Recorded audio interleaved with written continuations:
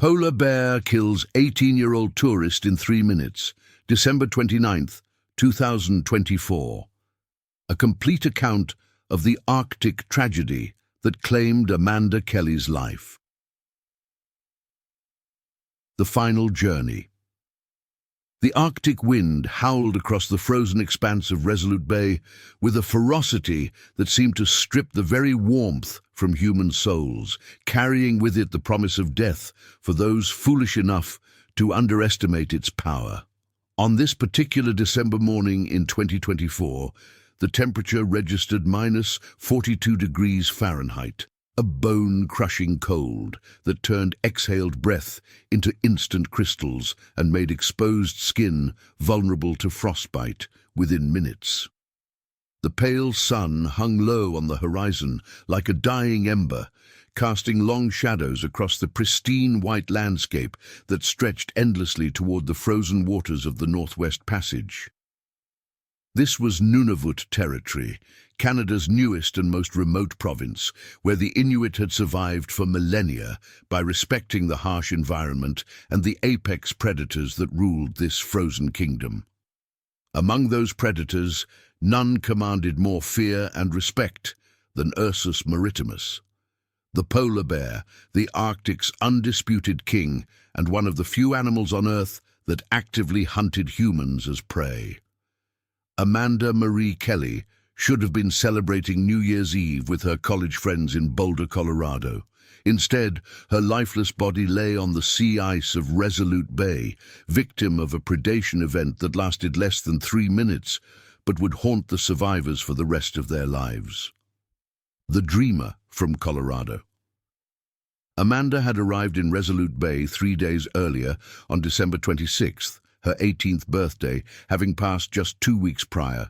Still flush with the excitement of her first semester at the University of Colorado Boulder, where she was majoring in environmental science with a focus on Arctic ecology. Standing 5 feet 6 inches tall with shoulder-length auburn hair that she kept tucked beneath a bright orange winter hat, Amanda possessed the kind of infectious enthusiasm that made her popular among her peers and professors alike.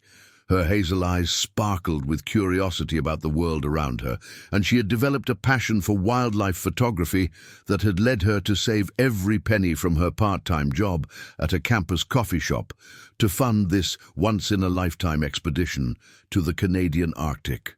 The trip represented more than just adventure tourism for Amanda. It was a chance to experience firsthand the ecosystem she hoped to spend her career studying and protecting.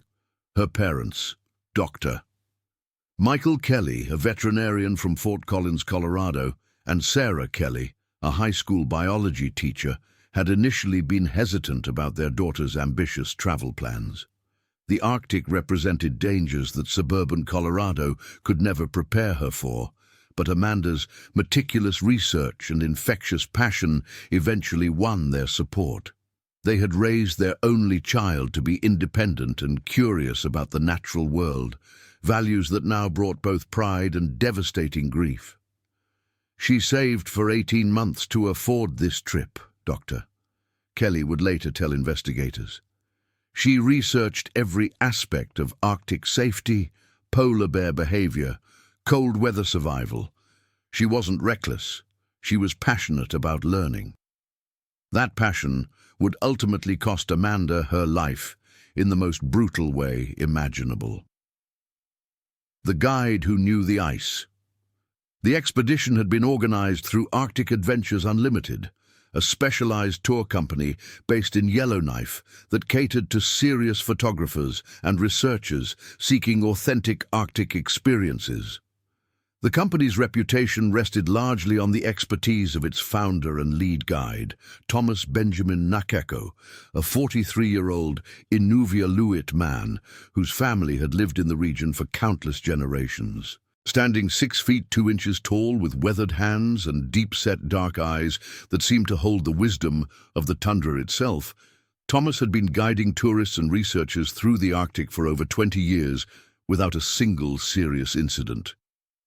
His knowledge of polar bear behavior was legendary among the local communities, and he had personally encountered hundreds of the massive predators throughout his career, always maintaining the respectful distance that had kept him alive in one of the world's most dangerous environments. Thomas understood polar bears in ways that textbooks could never convey. He could read their body language from miles away, distinguish between curiosity and predatory intent, and predict their movements based on wind direction, ice conditions, and the subtle signs that indicated seal activity beneath the frozen surface. His clients trusted him with their lives, and until December 29, 2024, that trust had never been misplaced. Thomas knew these bears better than anyone, said Peter Kanguk, the expedition's assistant guide. If he couldn't stop what happened to that girl, nobody could have. The words offered little comfort to Thomas, who would spend the rest of his life replaying those final minutes, wondering if there was something, anything, he could have done differently to save Amanda Kelly's life. The Expedition Group. The tour group consisted of 12 participants from across North America, each drawn to Resolute Bay by the promise of witnessing polar bears in their natural habitat during the peak of the Arctic winter. They were an eclectic mix of professionals, retirees, and enthusiasts, united by their desire to experience one of Earth's last truly wild places. Dr. Jennifer Martinez, a 35-year-old marine biologist from the Scripps Institution of Oceanography, was conducting research on the impact of climate change on polar bear hunting patterns. Her olive skin had already begun to show the effects of the harsh Arctic sun, despite her careful use of protective clothing and sunscreen. Dr. Martinez had published 17 peer-reviewed papers on Arctic marine ecosystems and had spent portions of 6 previous winters in various Arctic locations, making her one of the most experienced members of the group. Robert James Harrison, a 62-year-old retired petroleum engineer from Calgary, had joined the expedition to fulfill a lifelong dream of photographing polar bears with his new Canon EOS R5 camera system worth nearly $8,000. His grey beard was perpetually frosted with ice crystals, and his pale blue eyes watered constantly in the bitter wind. Robert had worked in northern Alberta's oil fields for over 30 years and considered himself well adapted to cold weather, though nothing in his experience had prepared him for the bone-deep cold of the high Arctic. David Chen, a 26-year-old documentary filmmaker from Vancouver, carried professional-grade video equipment worth over $15,000, hoping to capture footage for an independent film about the intersection of indigenous knowledge and modern conservation efforts. His parents had immigrated from Taiwan when he was 3 years old, and he had grown up with a deep appreciation for both technological innovation and traditional wisdom. David's footage would later become crucial evidence in the investigation of Amanda's death, though viewing it would traumatize everyone involved in the legal proceedings. Maria Santos, a 41-year-old travel writer from Mexico City, was documenting Arctic tourism for National Geographic Traveler magazine. Her assignment was to explore how climate change was affecting traditional Arctic travel routes and the communities that depended on tourism revenue. Maria had covered stories in over 30 countries throughout her career, but nothing had prepared her for witnessing a polar bear attack. James McDougall, a 54-year-old Scottish Highland guide who specialized in extreme environment tourism, had joined the expedition to gain experience in Arctic guiding techniques. Standing 6 feet 4 inches tall with red hair and a full beard that accumulated ice with every breath, James possessed the kind of robust constitution that seemed built for harsh environments. He had guided clients through the Scottish Highlands for 15 years and had summited 3 of the world's 7 highest peaks, but the Arctic cold tested even his considerable experience. Lisa Wang, a 32-year-old emergency room physician from Toronto, had taken vacation time specifically to pursue her amateur photography hobby in the Arctic environment. Her medical background made her acutely aware of the dangers posed by extreme cold, hypothermia, and potential injuries far from medical facilities. Lisa carried an extensive first aid kit and had briefed Thomas on emergency medical procedures, though her preparation would prove inadequate for the trauma that awaited. The remaining members included Carl Steinberg, a 47-year-old wildlife photographer from Anchorage, whose specialized Arctic photography equipment was worth over $25,000, and Eleanor and Harold Winters, a retired couple from Minnesota in their late 60s who had saved for 5 years to afford this expedition as their golden wedding anniversary celebration. Each member of the group had invested significant time and money in this Arctic adventure, drawn by the promise of experiencing nature at its most raw and powerful. None of them imagined they would witness a young woman's life end in the most brutal way possible. The landscape of death. The group had established their base camp at the Resolute Bay Research Station, a collection of prefabricated buildings that housed visiting researchers and the occasional tourist group during the winter months. The station sat approximately 2 miles southeast of the hamlet of Resolute Bay, which itself was home to fewer than 200 permanent residents who had learned to coexist with the harsh Arctic environment and its apex predators. Resolute Bay occupied a unique position in the Arctic archipelago, situated on Cornwallis Island at 74 degrees 42 minutes 11 seconds north, 94 degrees 49 minutes 35 seconds west, making it one of the northernmost permanently inhabited settlements in Canada. The community existed primarily to support Arctic research activities and the occasional adventure tourism operation like the one that had brought Amanda Kelly to her death. The research station's buildings were connected by insulated walkways that provided protection from the constant wind, and each structure was equipped with multiple heating systems to combat the extreme cold that could kill within hours if power systems failed. The station served as a crucial staging area for scientific expeditions throughout the high Arctic, providing the infrastructure necessary to support human life in an environment that remained utterly hostile to human survival. Amanda had been particularly excited about the research station's proximity to known polar bear travel routes along the sea ice edge, where Lancaster Sound met Barrow Strait. According to Thomas Nakeko's briefings, polar bears regularly use this area as a hunting corridor when traveling between denning areas and seal hunting grounds. The confluence of currents kept portions of the water from freezing completely, creating breathing holes that attracted ringed seals and bearded seals, the primary prey species that sustained the polar bear population throughout the winter months. The landscape surrounding Resolute Bay represented the Arctic at its most austere and unforgiving.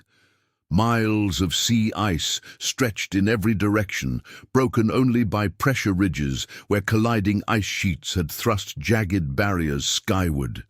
The ice appeared solid and permanent to inexperienced eyes, but Thomas knew it was constantly shifting and changing, creating leads of open water that could swallow the unwary and pressure zones that could crush anything caught between moving ice sheets. It was a landscape that had remained essentially unchanged for millennia, where Inuit hunters had learned to read ice conditions and animal behavior with skills that meant the difference between successful hunts and starvation, between safe travel and death in the frozen wilderness.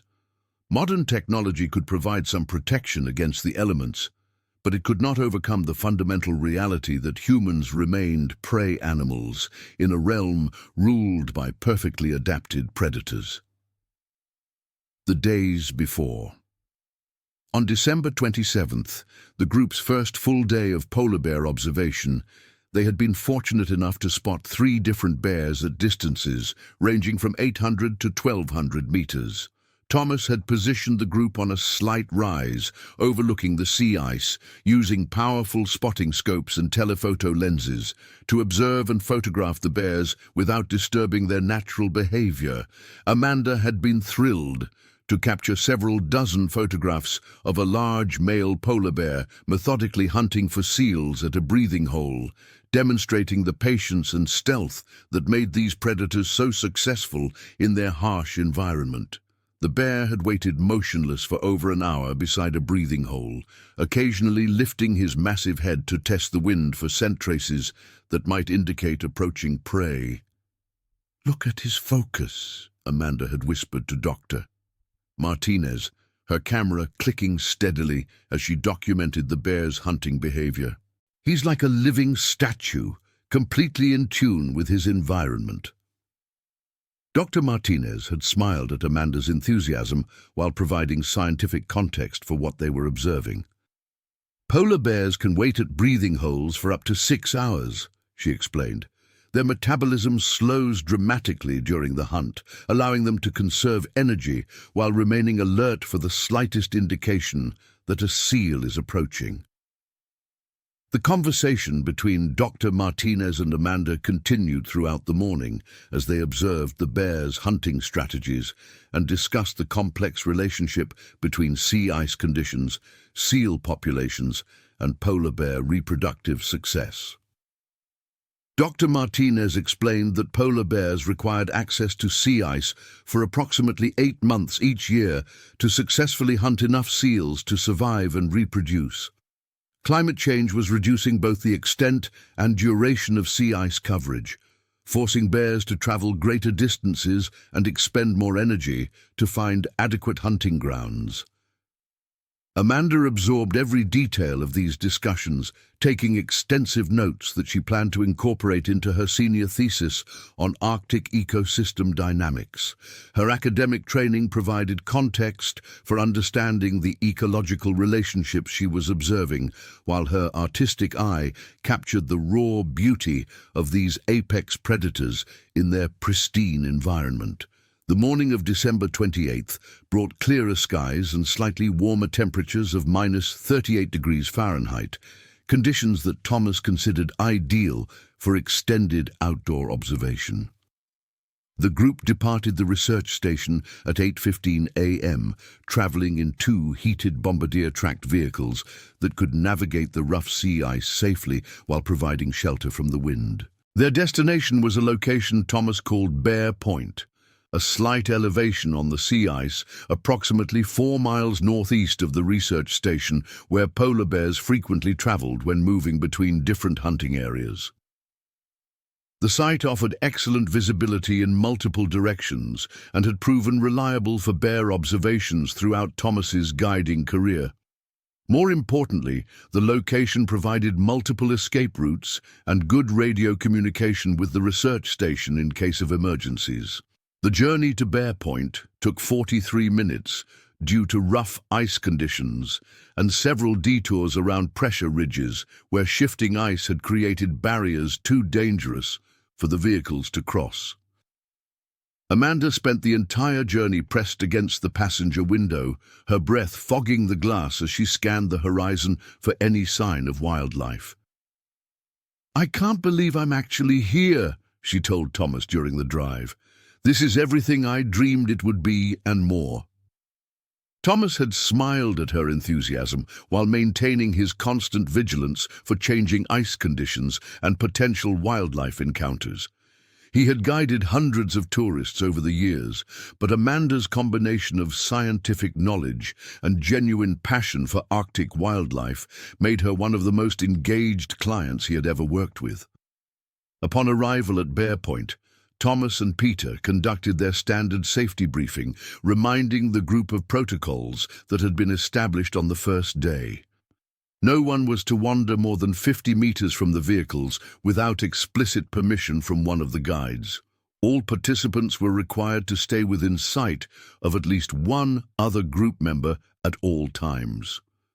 The guides would maintain constant radio contact with the research station, providing hourly position updates and weather reports. Most importantly, both vehicles would keep their engines running throughout the observation period to ensure immediate evacuation capability if weather conditions deteriorated or if polar bears approached too closely.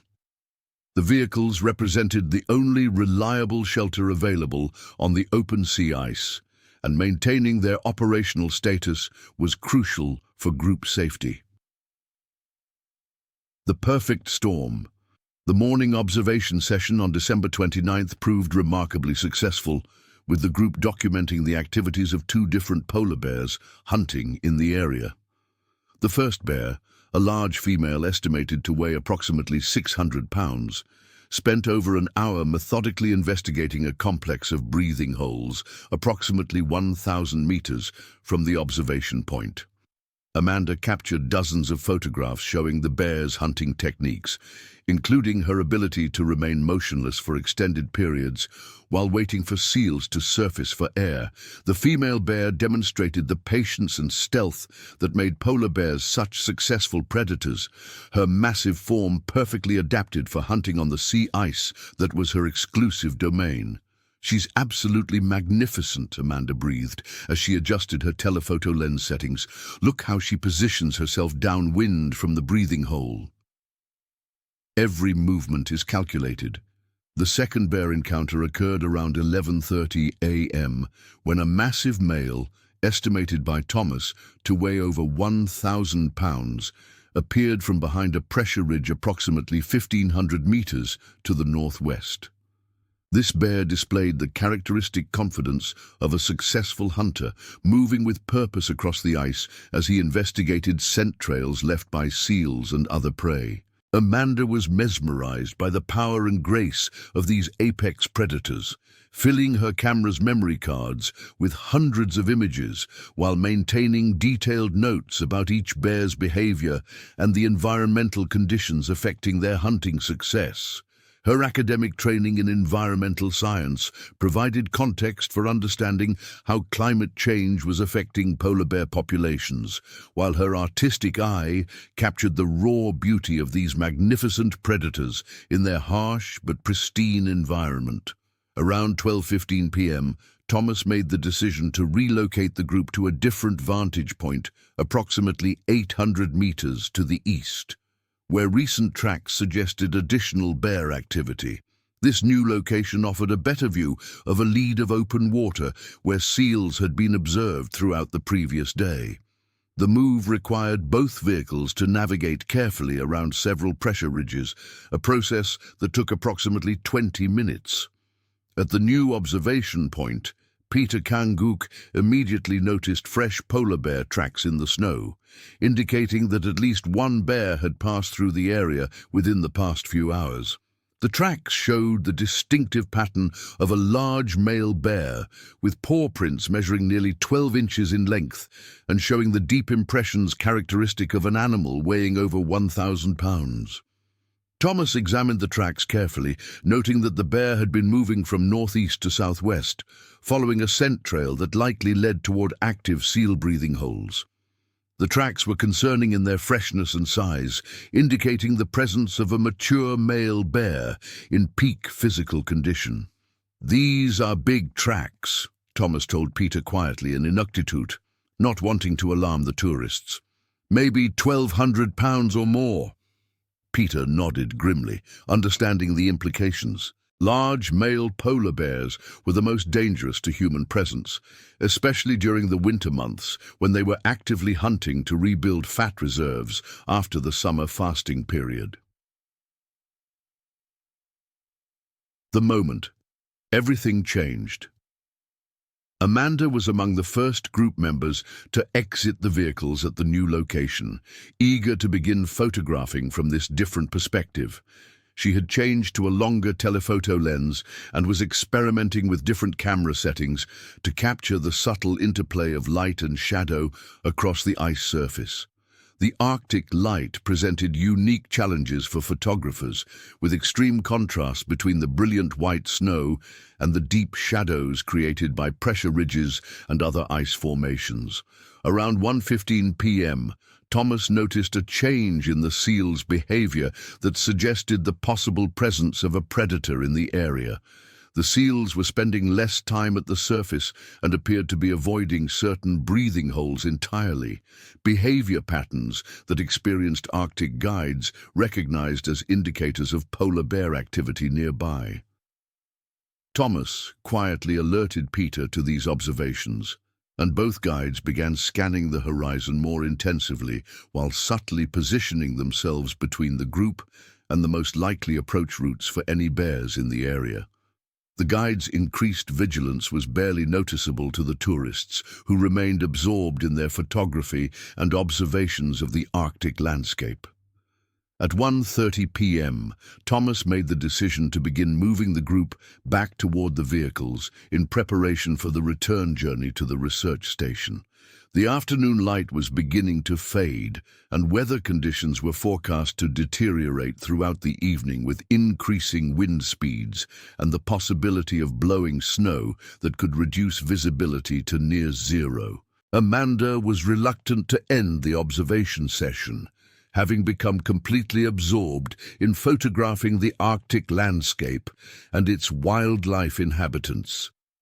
She requested permission to take a few final photographs from a slightly elevated position approximately 30 meters from the main group, an area that offered a better perspective on the open water lead where seals continued to surface intermittently.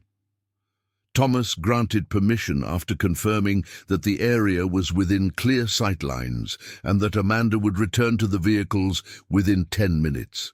It was a decision that would haunt him for the rest of his life, though investigation would later confirm that he had followed standard safety protocols and that the elevated position was well within accepted safety parameters. The elevated position Amanda chose was actually the crest of a small pressure ridge, created by colliding ice sheets earlier in the winter. The ridge provided an excellent vantage point for photography while remaining well within the safety perimeter established by the guides. Amanda set up her camera equipment carefully, using a lightweight tripod to stabilize her telephoto lens against the constant Arctic wind. The stalker emerges. At approximately 1:42 p.m., Amanda was adjusting her camera settings when she noticed movement in her peripheral vision approximately 400 meters to the north. Initially, she assumed the movement was another group member, but when she looked up from her camera viewfinder, she realized she was observing a polar bear that had approached much closer than any of the bears they had seen throughout the morning. The bear was a massive male, significantly larger than either of the bears they had observed earlier, with the distinctive wedge-shaped head and muscular build of a mature adult in prime condition. Amanda estimated the bear's weight at over 1,200 pounds, based on the comparative measurements Thomas had taught the group to recognize. Most significantly, the bear was moving with the deceptively casual gait that polar bears employed when stalking prey, each step calculated and deliberate, despite appearing unhurried to inexperienced observers. This was not the random wandering of a bear simply passing through the area. This was purposeful movement toward a specific target. Amanda's initial reaction was excitement rather than fear. She had been hoping throughout the expedition to observe polar bear behavior at closer range, and she immediately began photographing the approaching bear, capturing images that documented his impressive size and the fluid grace with which such a massive predator could move across broken ice terrain. "This is incredible," she whispered to herself, her camera's motor drive advancing rapidly as she captured frame after frame. "He's absolutely magnificent." The bear continued approaching at an angle that would bring him within approximately 200 meters of Amanda's position, still well outside what Thomas had described as the immediate danger zone for polar bear encounters. Amanda continued photographing while occasionally glancing toward the main group to ensure that the guides were aware of the bear's presence. What Amanda didn't understand, what no tourist could be expected to understand, was that she was witnessing the opening moves of a predation sequence. The bear's approach was not casual curiosity about human presence in his territory. This was a mature male polar bear in full hunting mode, and he had identified Amanda as potential prey. Thomas Nakeko had been watching the bear's approach through powerful binoculars and recognized subtle signs that were invisible to the inexperienced tourists in his group. The bear's head carriage was lower than normal, and his ears were positioned forward in a way that indicated focused attention on a specific target rather than casual exploration of the area. Most significantly,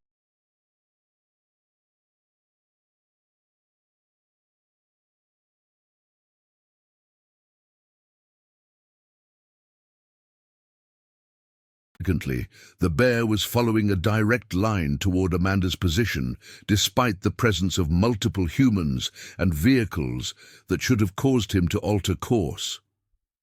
"Peter," Thomas called quietly in Inuktitut, "we have a problem." Peter Kanguk looked through his own binoculars and immediately recognized the warning signs his grandfather had taught him to read from childhood. This bear was not simply passing through the area or investigating human scents from curiosity. This was hunting behavior, and Amanda Kelly had become the target. The point of no return. At 1:45 p.m., the polar bear altered his course slightly, angling more directly toward Amanda's elevated position rather than continuing on his original trajectory. This change in direction transformed what had appeared to be a routine wildlife encounter into something far more dangerous.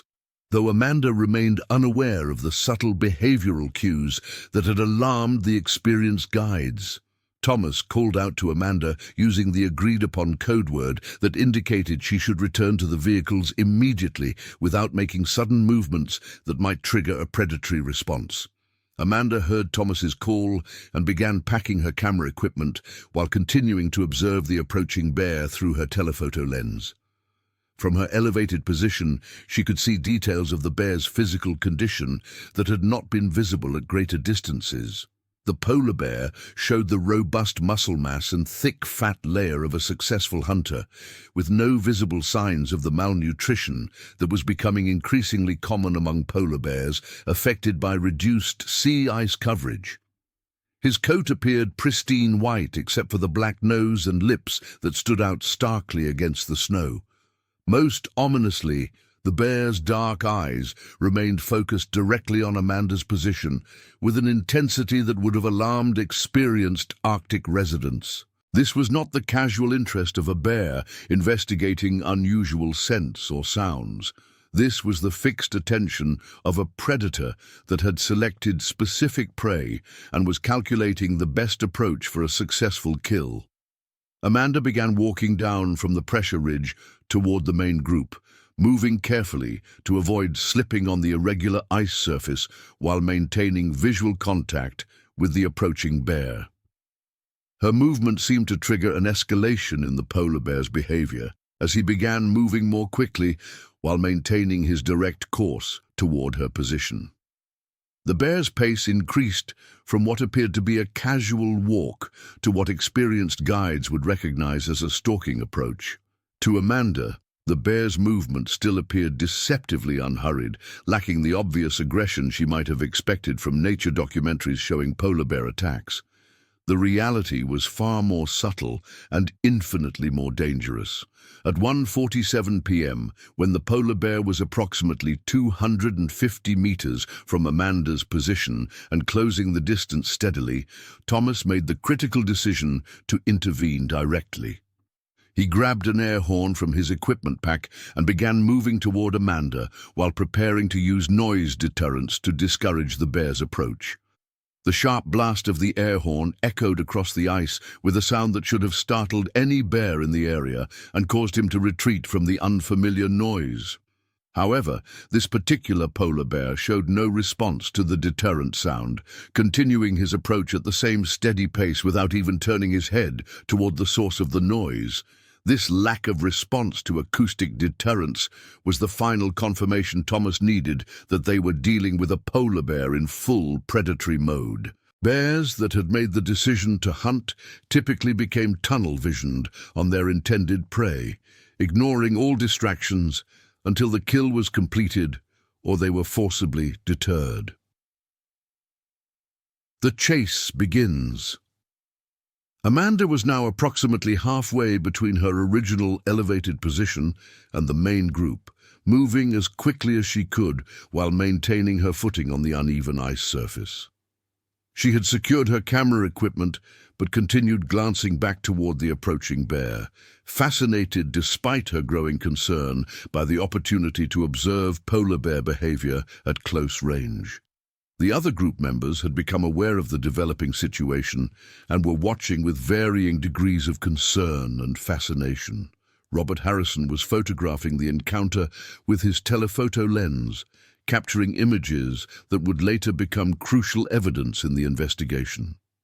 David Chen had begun filming the situation, recognizing that he was documenting what could become a significant wildlife encounter. At 1:48 p.m., the polar bear was approximately 150 meters from Amanda's position when his behavior changed dramatically.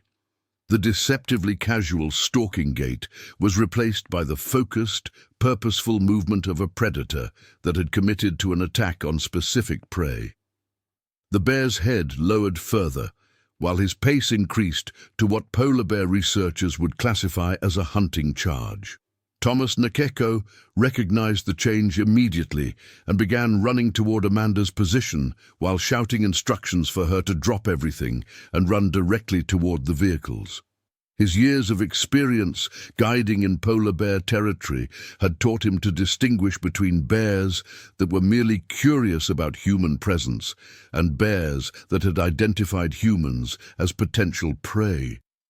"Amanda! Run! Now!" Thomas shouted, his voice carrying clearly across the ice, despite the constant wind.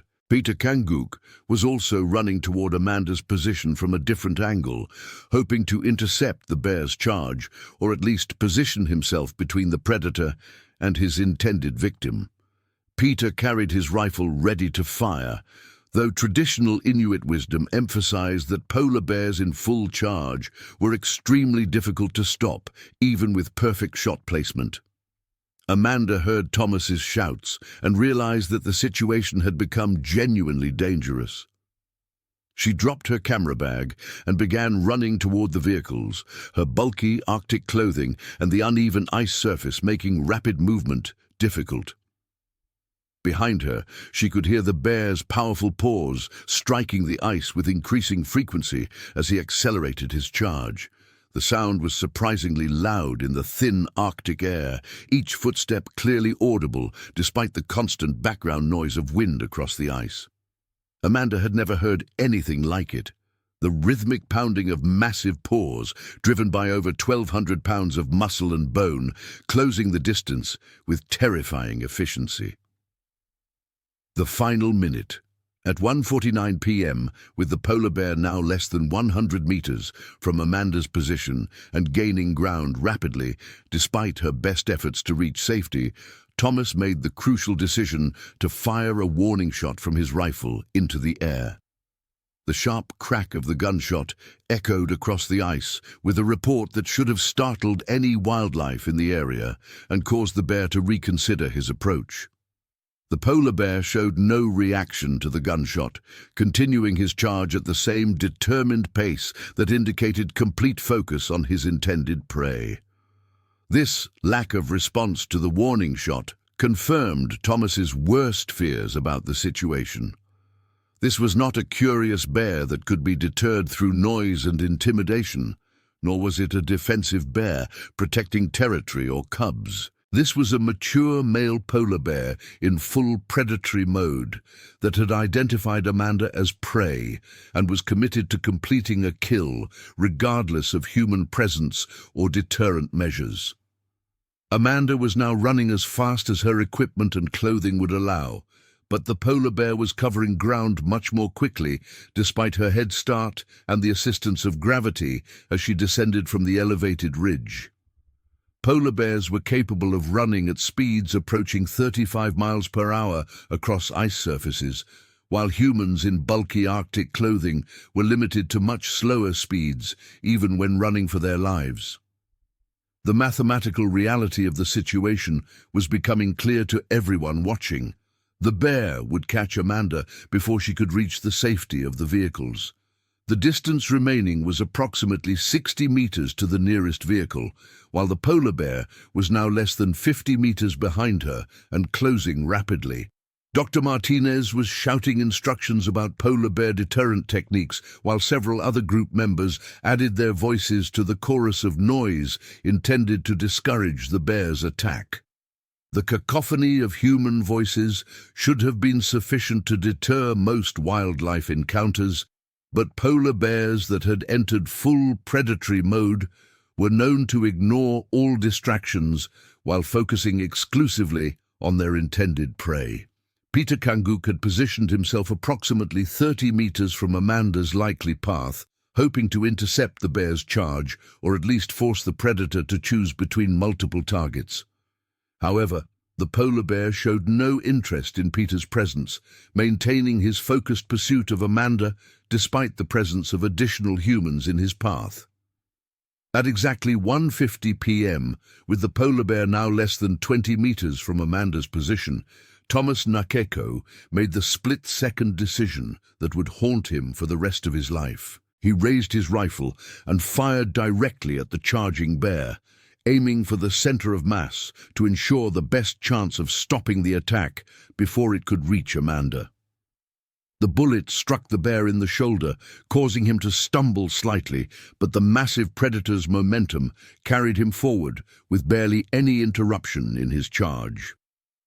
The 30-006 rifle Thomas carried was considered adequate for polar bear defense, but stopping a charging bear weighing over 1,200 pounds required precise shot placement and often multiple hits to be effective.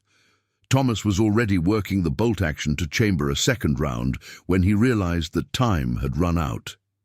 The polar bear was now close enough to Amanda that any additional shots risked hitting her instead of her attacker. The guide who had protected hundreds of clients over 2 decades of Arctic guiding was forced to watch helplessly as his safety protocols failed in the face of an unprecedented predation event. 3 minutes of horror. Amanda could hear the bear's heavy breathing and the scrape of his claws against the ice as he closed the final distance between them. She was still approximately 20 meters from the nearest vehicle when she felt the first impact of the polar bear's massive paw against her back. A blow that sent her tumbling forward onto the ice with enough force to drive the air from her lungs. The initial contact was almost gentle compared to what followed, as the bear's hunting instincts took over, and he began the process of subduing his prey.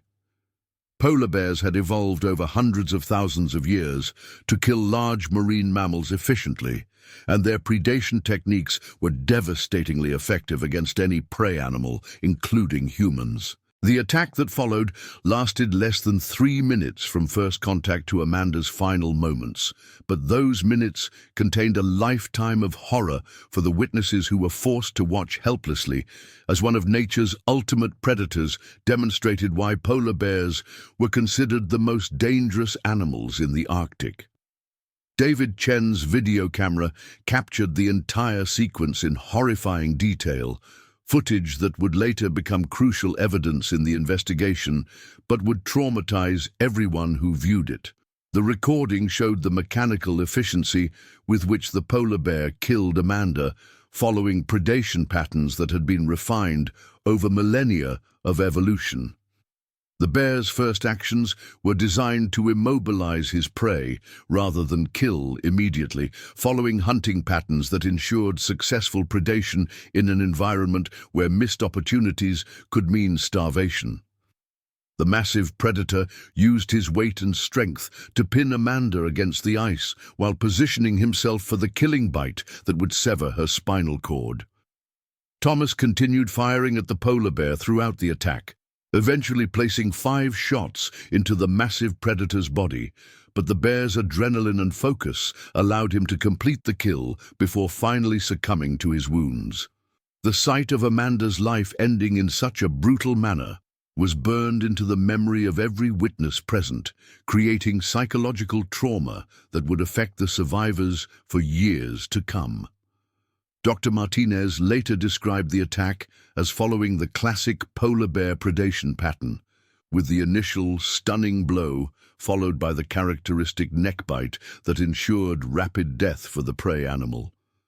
It was over very quickly, she told investigators, though the brevity of the attack provided little comfort to those who witnessed it. The polar bear dragged Amanda's body approximately 20 meters across the ice before finally collapsing from his gunshot wounds, his massive form settling onto the snow with a finality that emphasized the shocking speed with which the situation had developed and concluded. The entire attack sequence from first contact to the bear's death had lasted 2 minutes and 47 seconds, according to David Chen's video footage. Lisa Wang was the first group member to approach Amanda's body after confirming that the polar bear was indeed dead, her medical training overriding the shock and horror that paralyzed the other witnesses. However, it was immediately clear that no medical intervention could help Amanda, whose injuries were too severe to be compatible with life. "She's gone," Lisa announced quietly, her voice carrying clearly in the sudden silence that had fallen over the group. The trauma to her neck, she would have lost consciousness very quickly. The words offered little comfort to the witnesses, but the medical confirmation that Amanda's death had been rapid provided some small measure of peace to her family when they later learned the details of her final moments. The aftermath begins. Thomas Nakeko immediately activated his emergency beacon and established radio contact with the Resolute Bay Research Station, initiating the complex rescue and recovery operation that would bring multiple agencies into action despite the remote location and extreme weather conditions. "Resolute Base, this is Arctic Tours 1, Thomas radioed, his voice steady despite the trauma he had just witnessed. "We have a code red situation at Bear Point, polar bear attack with 1 fatality. Request immediate assistance." The response from the research station was immediate and professional, as personnel there had trained for exactly this type of emergency. Within minutes, alerts had been sent to the Canadian Rangers, Royal Canadian Mounted Police, Territorial Government Wildlife Officers, and Canadian Armed Forces personnel responsible for Arctic search and rescue operations. The psychological impact on the surviving group members was immediate and severe, with several people requiring medical attention for shock and acute stress reactions. Eleanor Winters had collapsed shortly after witnessing Amanda's death and was showing signs of cardiac distress that concerned Dr. Wang. Harold Winters was attempting to comfort his wife while dealing with his own shock at witnessing such brutal violence. Maria Santos was recording voice notes for her National Geographic article, a professional instinct that helped her cope with the immediate trauma but would later cause guilt about treating Amanda's death as a story rather than a human tragedy.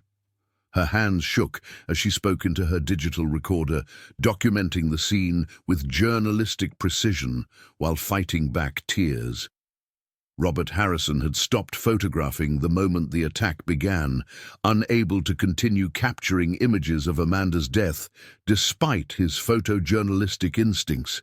His expensive camera equipment lay forgotten in the snow as he stared at the scene in stunned disbelief, unable to process what he had just witnessed. James McDougall was using his outdoor leadership experience to help organize the group's response to the crisis, ensuring that everyone remained close to the vehicles and that no one wandered away from the relative safety of the group. His years of guiding in extreme environments had taught him the importance of maintaining group cohesion during emergency situations. Carl Steinberg was methodically documenting the scene with his camera equipment, recognizing that the photographs might be important for the investigation while struggling with the ethical implications of photographing Amanda's body and the dead polar bear. His professional photographer's eye captured details that would later prove crucial for understanding exactly what had happened. The temperature was dropping rapidly as the afternoon progressed, and Thomas knew that prolonged exposure to the elements would create additional medical emergencies among the traumatized group members. Arctic weather showed no mercy for human tragedy, and survival required immediate action regardless of emotional state. Peter Kanguk was conducting a security sweep of the area to ensure that no other polar bears were approaching, using traditional tracking skills to read the ice for signs of additional wildlife activity. The presence of blood and the scent of death could attract scavengers or other predators, creating secondary dangers for the rescue operation. The recovery operation. The first helicopter arrived at Bear Point at 3:17 p.m., exactly 1 hour and 30 minutes after Thomas's initial emergency call. The aircraft was a CH-146 Griffon from 440 Transport Squadron, Canadian Armed Forces, operating out of Yellowknife with a crew specifically trained for Arctic search and rescue missions. The helicopter crew consisted of Captain Jennifer Morrison, a veteran Arctic pilot with over 15 years of experience in extreme weather operations, and Flight Sergeant David Blackstone, a search and rescue technician certified in emergency medical procedures and Arctic survival techniques. Both crew members had responded to polar bear attack incidents before, though fatalities were rare enough that each case remained etched in their memories. Arctic Tours 1, this is Rescue 440, Captain Morrison radioed as the helicopter approached Bear Point. We have visual on your position. Be advised that weather conditions are deteriorating rapidly from the northwest. We have a limited window for extraction. Thomas confirmed the helicopter's approach while organizing the group for evacuation. The priority was removing the most traumatized survivors first, followed by Amanda's body and the dead polar bear, though the aircraft's weight limitations meant multiple trips would be required to complete the evacuation.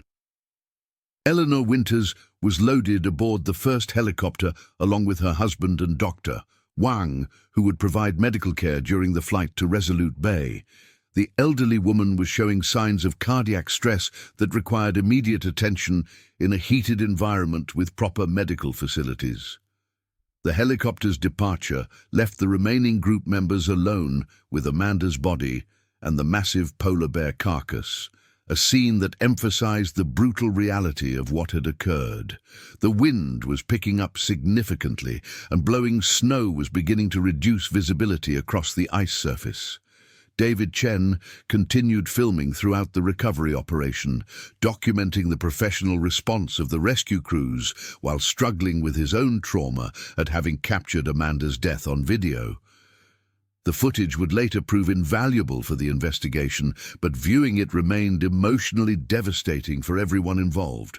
The second helicopter arrived 43 minutes later, this time carrying a full investigation team including RCMP Corporal Michael Thompson, a specialist in fatal wildlife attacks, and Dr. Sarah Nakasuk, a territorial wildlife officer responsible for investigating polar bear incidents throughout Nunavut. Corporal Thompson immediately began documenting the scene with forensic precision, taking measurements of the attack location, photographing the positions of Amanda's body and the dead bear, and interviewing witnesses while their memories remained fresh. His experience with wildlife attack investigations had taught him that crucial details could be lost if not documented immediately. Dr. Nakasuk conducted a preliminary examination of the polar bear carcass, noting the animal's excellent physical condition and the precise shot placement that had eventually killed him. The bear showed no signs of disease, malnutrition, or other factors that might have contributed to abnormal predatory behavior toward humans. This was a healthy, mature male in prime condition, Dr. Nakasuk reported to Corporal Thompson. Estimated weight 1,200 to 1,300 pounds, age approximately 12 to 15 years, based on tooth wear and body conformation. No obvious pathological factors. The lack of obvious explanatory factors for the bear's aggressive behavior would become a central focus of the investigation, as wildlife experts struggled to understand why a well-fed polar bear had chosen to hunt a human when seal populations in the area appeared adequate to meet his nutritional needs. The long journey home. The evacuation of the remaining group members and Amanda's body required 3 additional helicopter flights, with the final aircraft departing Bear Point at 6:45 p.m. as Arctic visibility began to deteriorate rapidly. The dead polar bear would be recovered the following day when weather conditions permitted, as the animal's massive weight exceeded the helicopter's lifting capacity for safe operation in the deteriorating conditions. The flight to Resolute Bay took approximately 25 minutes, during which several group members required medical attention for shock and hypothermia. The combination of extreme cold and psychological trauma had pushed several people beyond their physical limits, requiring immediate warming and medical intervention upon arrival at the research station.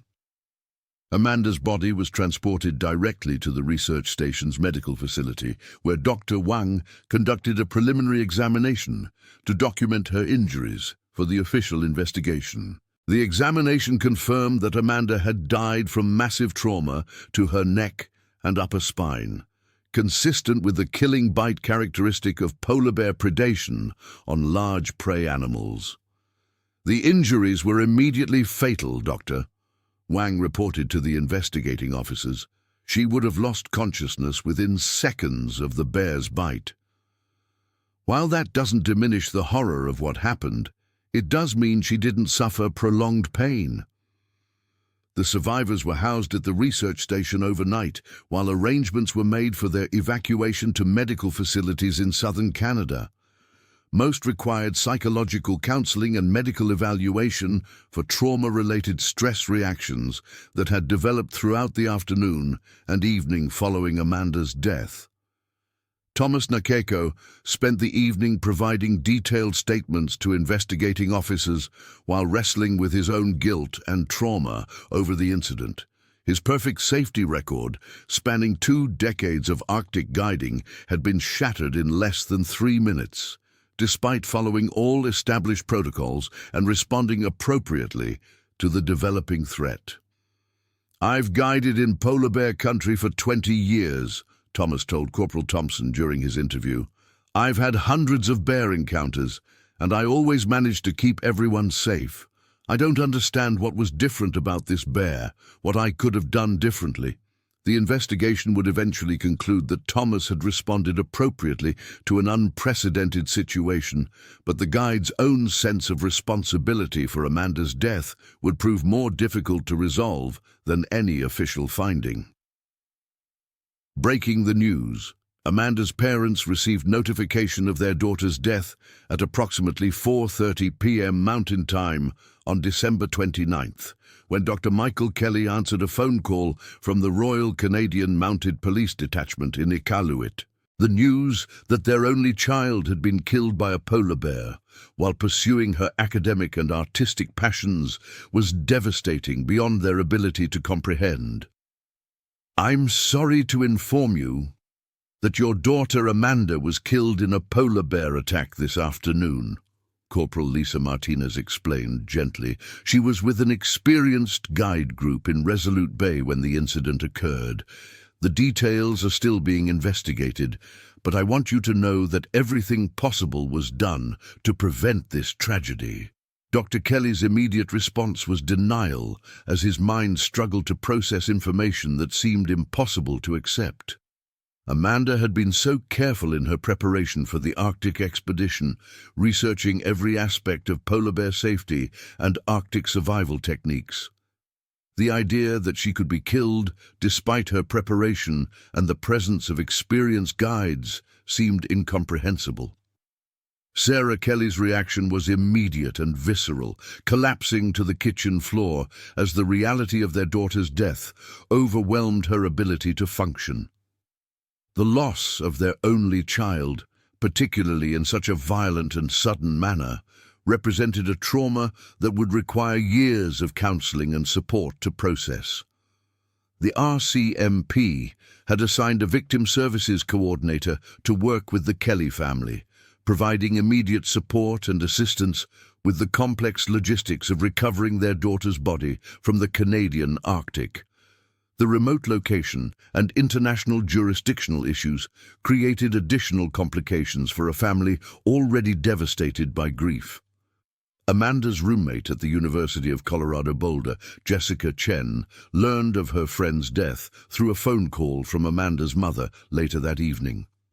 Jessica had been following Amanda's Arctic adventure through social media posts and text messages, excited to hear about her friend's experiences with polar bear photography.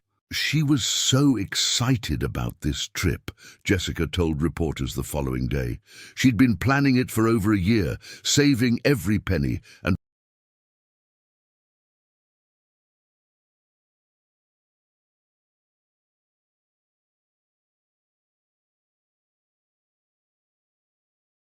researching every detail. She wasn't reckless, she was passionate about wildlife and photography, and she wanted to experience the Arctic before climate change destroyed it completely. The University of Colorado Boulder issued a statement expressing condolences to Amanda's family and announcing counseling services for students and faculty affected by her death. Amanda had been popular among her classmates and professors, known for her enthusiasm about environmental science and her artistic approach to wildlife photography. The investigation unfolds. The formal investigation into Amanda's death was conducted jointly by Territorial Wildlife Officers, the RCMP, and Transport Canada officials responsible for regulating adventure tourism operations in remote areas. The investigation team included experts in polar bear behavior, Arctic safety protocols, and wildlife attack forensics. Dr. Michael Hof, a polar bear researcher from the University of Manitoba with over 20 years of experience studying Arctic predator behavior, was brought in to analyze the circumstances surrounding the attack. His preliminary assessment focused on the bear's excellent physical condition and the lack of obvious factors that might have triggered abnormal predatory behavior. This appears to have been a predation event rather than a defensive attack, Dr. Hof reported after examining the scene and reviewing David Chen's video footage.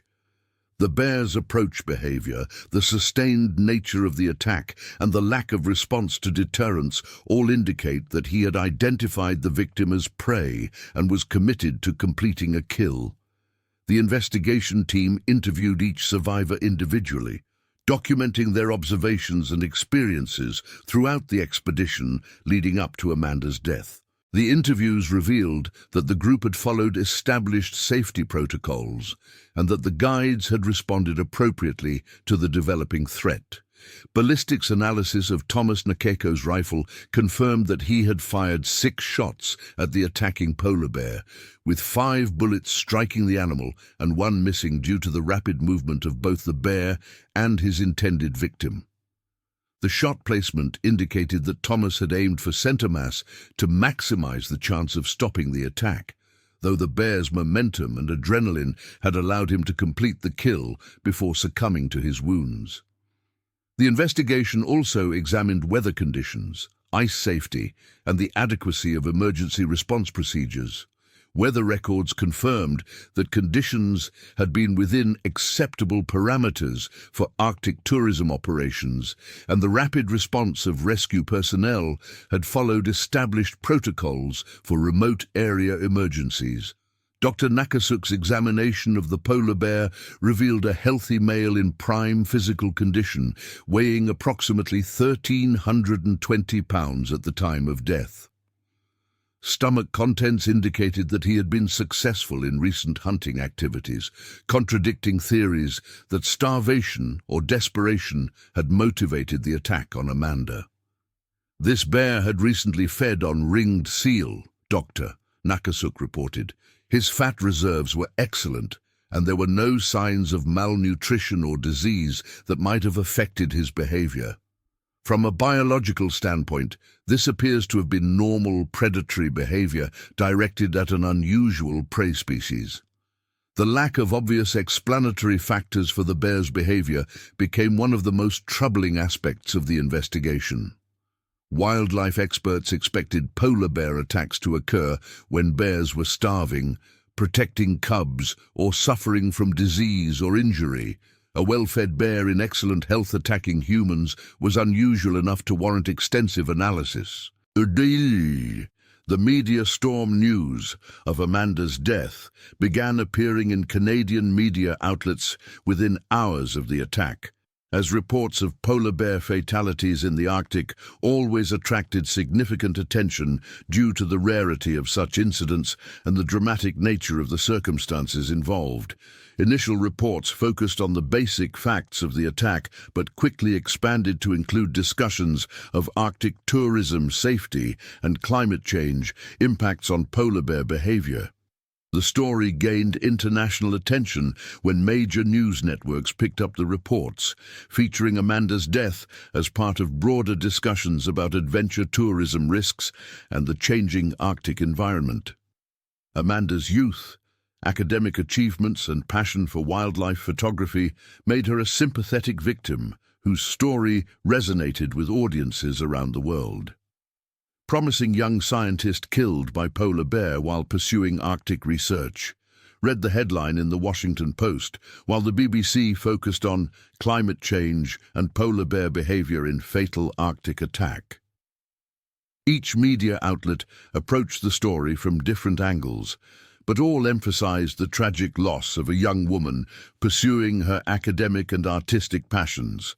Social media coverage of Amanda's death was immediate and extensive, with her Instagram account becoming a memorial site where friends, family, and strangers shared memories and condolences. Amanda's final posts from the Arctic expedition, showing her excitement about photographing polar bears in their natural habitat, took on a tragic poignancy in light of her death. The University of Colorado Boulder organized a memorial service for Amanda that was attended by over 800 people, including classmates, professors, and community members who had been touched by her story. The service featured photographs from her Arctic expedition taken in the days before her death, images that captured both the beauty of the polar landscape and Amanda's joy in experiencing one of Earth's last truly wild places. Environmental organizations used Amanda's death to highlight the impacts of climate change on Arctic ecosystems and the increasing conflicts between polar bears and human activities as traditional hunting grounds were reduced by diminishing sea ice. Some groups argued that Amanda's death represented the broader costs of environmental destruction, while others maintained that her story should focus on her individual passion for wildlife rather than broader political issues. Legal proceedings. The legal proceedings related to Amanda's death were relatively straightforward compared to many wildlife attack cases, as the investigation had determined that no human negligence or safety violations had contributed to the tragedy. Arctic Adventures. Unlimited faced civil lawsuits from Amanda's family, but the company's compliance with safety protocols and the unprecedented nature of the attack limited potential liability. The Kelly family's attorney, Robert Morrison of Denver, argued that Arctic tourism operators had a responsibility to ensure client safety that went beyond simply following established protocols. Amanda trusted these guides with her life, Morrison stated in court filings. She was an inexperienced teenager who relied on their expertise to keep her safe in one of the world's most dangerous environments. Arctic Adventures Unlimited's defense team, led by wildlife law specialist Catherine Blackwood, argued that the company had followed industry-standard safety protocols and that polar bear attacks represented an inherent risk of Arctic tourism that could not be completely eliminated. This was a tragic accident involving an animal behaving in an unusual but not unprecedented manner, Blackwood argued. No amount of preparation or precaution could have prevented this specific attack. The civil lawsuit was eventually settled out of court for an undisclosed amount, with agreements that included enhanced safety protocols for future expeditions and contributions to Arctic conservation organizations that Amanda had supported during her studies. The settlement allowed both parties to avoid a prolonged legal battle, while ensuring that lessons learned from Amanda's death would contribute to improved safety procedures. The territorial government of Nunavut conducted its own review of Arctic tourism regulations, focusing on whether current safety requirements were adequate for protecting tourists in polar bear habitat. The review ultimately recommended enhanced guide training requirements and mandatory satellite communication equipment for all Arctic tourism operations, though these changes came too late to help Amanda.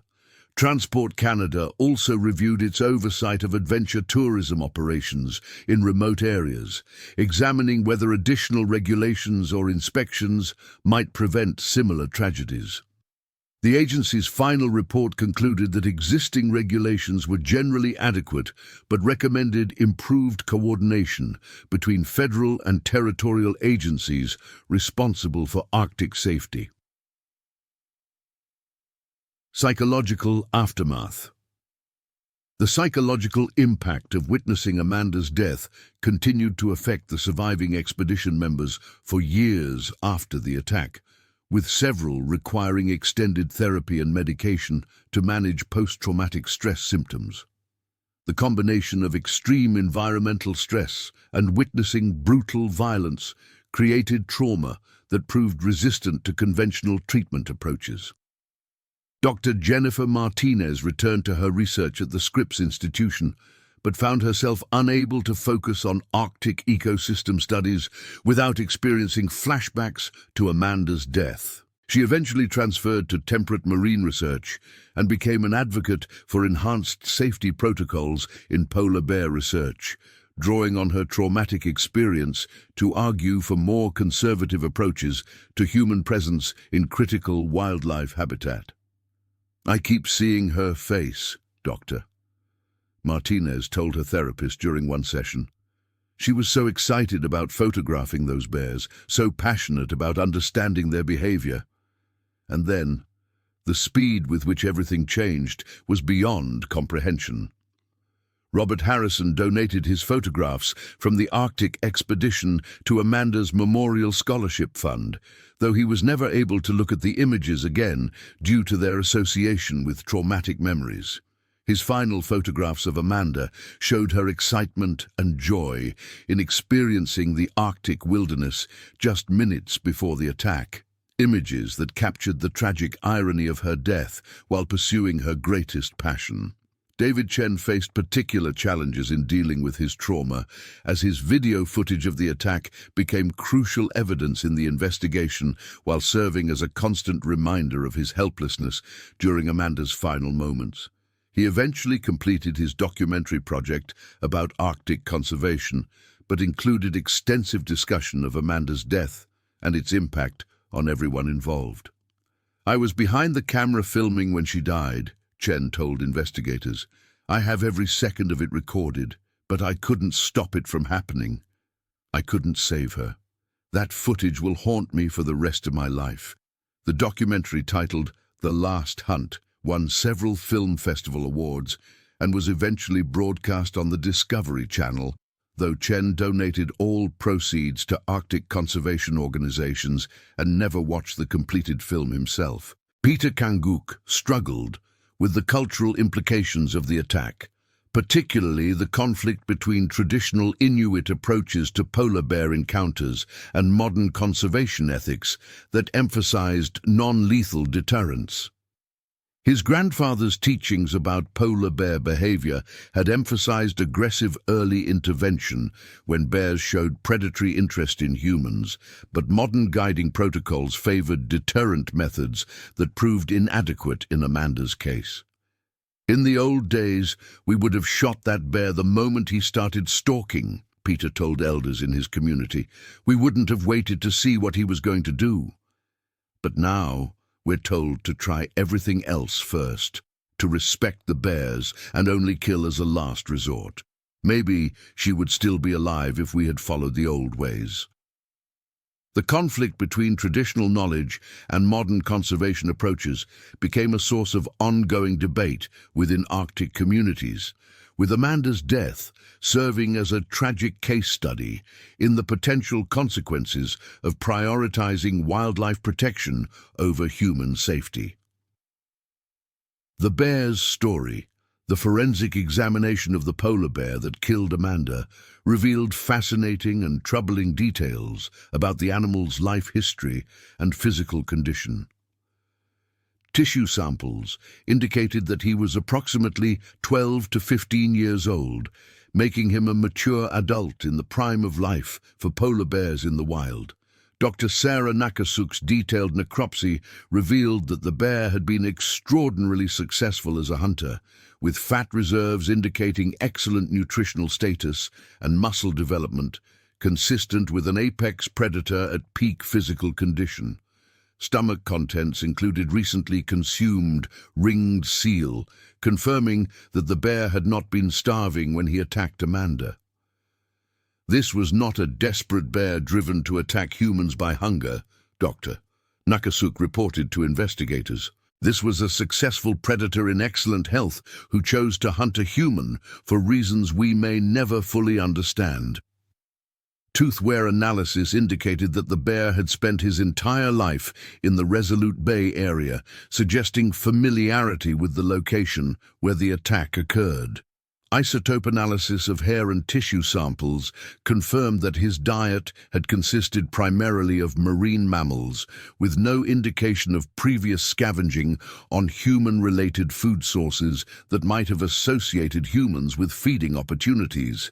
The bear's behavior during the attack followed classic polar bear predation patterns documented in scientific literature, with the initial stalking approach followed by a sustained charge and the characteristic killing bite to the neck region.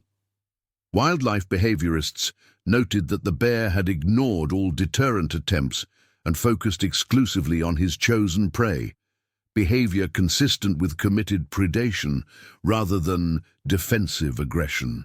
Most puzzling to researchers was the bear's selection of Amanda as prey when seal populations in the area appeared adequate to meet his nutritional needs. Polar bears typically showed little interest in humans as potential prey animals, preferring their traditional marine mammal prey species that provided higher fat content and fewer risks associated with human technology and defensive capabilities. Dr. Michael Howe speculated that the bear's excellent physical condition might have contributed to his willingness to take risks that a less healthy bear would have avoided. Polar bears in peak condition sometimes display heightened predatory behavior, he noted in his report. A bear that's been very successful might become more willing to investigate unusual prey opportunities. The bear's lack of response to gunshots and other deterrents during the attack suggested a level of focus and determination that wildlife experts found concerning for the implications regarding human safety in polar bear habitat. Traditional deterrent methods had proven completely ineffective against a bear that had made a predatory decision, raising questions about the adequacy of current safety protocols. Climate change questions. Amanda's death prompted extensive discussion among Arctic researchers about potential links between climate change and polar bear behavior, though experts remained divided about whether environmental factors had contributed to the attack. Some researchers argued that changing ice conditions and prey availability might be altering traditional polar bear behavior patterns in ways that increased risks to humans. Dr. Stephen Amstrup, a leading polar bear researcher, noted that climate change was forcing bears to adapt to rapidly changing environmental conditions that might affect their interaction with humans. As sea ice patterns change and traditional hunting grounds are lost, bears may be more likely to investigate alternative food sources, including humans, he observed. However, other experts pointed out that the bear that killed Amanda had been in excellent physical condition with recent evidence of successful seal hunting, suggesting that climate-related starvation was not a factor in the attack. The availability of traditional prey in the Resolute Bay area appeared adequate to support healthy polar bear populations without forcing them to seek alternative food sources. Dr. Nakasuk's analysis of local seal populations confirmed that breathing holes in the area had remained active throughout the winter, providing adequate hunting opportunities for polar bears. Ice thickness measurements indicated stable conditions that supported both seal populations and polar bear hunting activities. From an ecological standpoint, this attack occurred in an area where polar bears should have had access to their preferred prey, Dr. Nakasuk reported. Climate change impacts on this particular population appear minimal compared to other Arctic regions where sea ice loss has been more severe. The debate over climate change connections to Amanda's death reflected broader disagreements within the scientific community about how rapidly changing Arctic conditions were affecting polar bear behavior. While long-term trends clearly indicated challenges for polar bear populations, the specific circumstances of Amanda's attack did not fit patterns expected from climate-related stress. Environmental organizations continue to use Amanda's story to highlight climate change impacts on Arctic ecosystems, arguing that her death represented the broader consequences of environmental destruction. However, wildlife experts cautioned against drawing direct causal connections between climate change and individual attack incidents without clear supporting evidence. Memorial and legacy. The University of Colorado Boulder established the Amanda Kelly Memorial Scholarship for students pursuing environmental science degrees with an emphasis on Arctic research, ensuring that her passion for understanding and protecting polar environments would inspire future generations of scientists and conservationists. The scholarship fund received donations from around the world as people responded to Amanda's story and her commitment to studying the natural world despite its inherent dangers. The Scholarship Selection Committee, chaired by Dr. Elizabeth Morrison from the Environmental Science Department, established criteria that reflected Amanda's academic achievements and personal passions. Recipients were required to demonstrate both academic excellence and genuine commitment to Arctic conservation, with preference given to students planning field research in polar regions. Amanda represented the best qualities we hope to see in our students, Dr. Morrison stated at the scholarship announcement ceremony. Her combination of scientific rigor and artistic vision, along with her willingness to take risks in pursuit of knowledge, embodies the spirit of environmental science education. The first Amanda Kelly Memorial Scholarship was awarded in September 2025 to Maria Gonzalez, a sophomore environmental science major who had been inspired by Amanda's story to pursue Arctic research. Maria's acceptance speech included a promise to carry forward Amanda's commitment to wildlife photography and conservation advocacy. Amanda's high school in Fort Collins established a wildlife photography program in her memory, providing equipment and instruction for students interested in documenting local ecosystems. The program included safety training and field ethics instruction that emphasized respect for wildlife while pursuing photographic opportunities. The National Geographic Society featured Amanda's Arctic photographs in a special memorial exhibition that toured North American museums throughout 2025 and 2026. The exhibition, titled Last Light: Amanda Kelly's Arctic Vision, showcased her final photographs alongside educational materials about polar bear conservation and Arctic ecosystem challenges. Dr. Michael Kelly and Sarah Kelly established the Amanda Kelly Foundation for Arctic Conservation, focusing on supporting young researchers pursuing field studies in polar regions. The foundation provided grants for safety equipment, training, and emergency communication devices that might prevent future tragedies while enabling continued scientific research in dangerous environments. Industry changes. Amanda's death prompted significant changes within the Arctic tourism industry, as operators sought to prevent similar tragedies while maintaining the authentic wilderness experiences that attracted clients to polar regions. Arctic Adventures. Unlimited led these efforts by implementing enhanced safety protocols that went beyond existing industry standards. The new protocols included mandatory satellite communication devices for all group members, allowing individual tourists to summon emergency assistance even if separated from guides. Vehicle modifications included reinforced doors and windows that could withstand polar bear attacks, providing secure shelter for tourists caught in dangerous situations. Guide training programs were expanded to include additional instruction in polar bear behavior analysis and early threat recognition, drawing on traditional Inuit knowledge that emphasized aggressive intervention when bears displayed predatory interest in humans. The training acknowledged that modern conservation ethics sometimes conflicted with traditional survival practices that prioritized human safety over wildlife protection.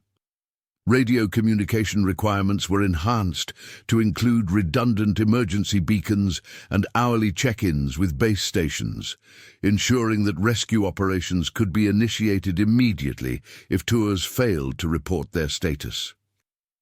Emergency supply caches were established at regular intervals along popular tour routes, providing shelter and survival equipment for groups caught in rapidly changing weather conditions.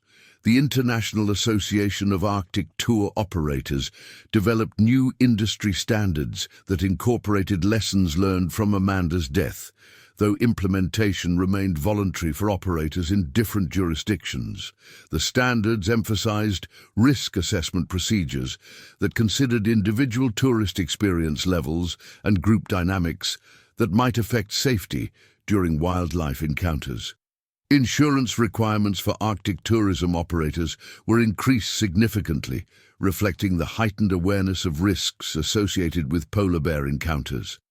Some insurers began requiring proof of enhanced safety training and equipment before providing coverage for operations in active polar bear habitat. Ongoing research. Amanda's death became a case study for wildlife attack researchers seeking to understand the factors that influenced polar bear predatory behavior toward humans. The detailed documentation provided by David Chen's video footage and witness statements created an unprecedented record of a polar bear attack from initiation through completion. Dr. Michael Hauf's analysis of the attack sequence identified several behavioral markers that might help predict when polar bears were transitioning from curiosity to predatory intent.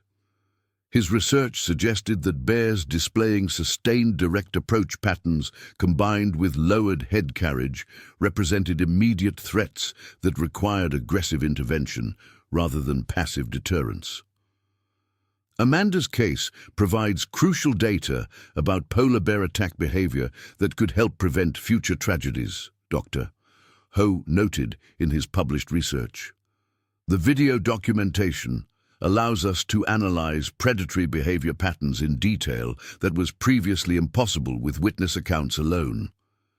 The research findings influenced polar bear safety protocols used by researchers and tourists throughout the Arctic, with new emphasis on recognizing and responding to early warning signs of predatory behavior.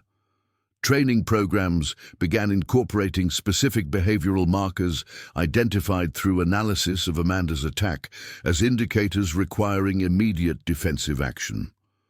Wildlife cameras placed in the Resolute Bay area following Amanda's death captured additional data about polar bear behavior patterns and movement corridors, providing context for understanding how and why bears interacted with human presence in their territory. The camera network documented several instances of bears investigating human scent trails and activity areas, though none escalated to aggressive encounters. Ongoing research continues to analyze environmental factors that might influence polar bear behavior toward humans, including ice conditions, prey availability, and seasonal changes in bear activity patterns. Amanda's death remains a reference point for this research, representing a tragic but scientifically valuable case study in predator-prey relationships. Family healing. The Kelly family's journey through grief and healing stretched across years following Amanda's death, with each family member finding different ways to cope with the trauma of losing their only child in such a violent manner. Dr. Michael Kelly threw himself into veterinary work with renewed intensity, finding purpose in caring for animals that reminded him of Amanda's passion for wildlife. Sarah Kelly required extended leave from her teaching position as she struggled with depression and post-traumatic stress symptoms triggered by any mention of polar bears or Arctic wildlife. Her eventual return to the classroom included incorporation of Amanda's story into environmental science curricula, helping students understand both the beauty and dangers of studying wildlife in natural habitats. The couple's marriage survived the strain of their shared grief, though both required individual and couples counseling to work through the complex emotions surrounding Amanda's death.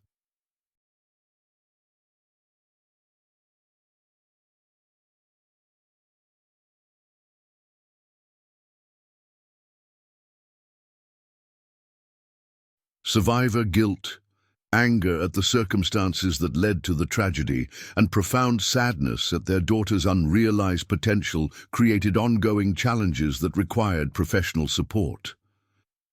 "We lost our future when we lost Amanda, Doctor," Kelly explained to a grief counselor. "She was going to change the world through her research and photography. All of that potential died with her on that ice."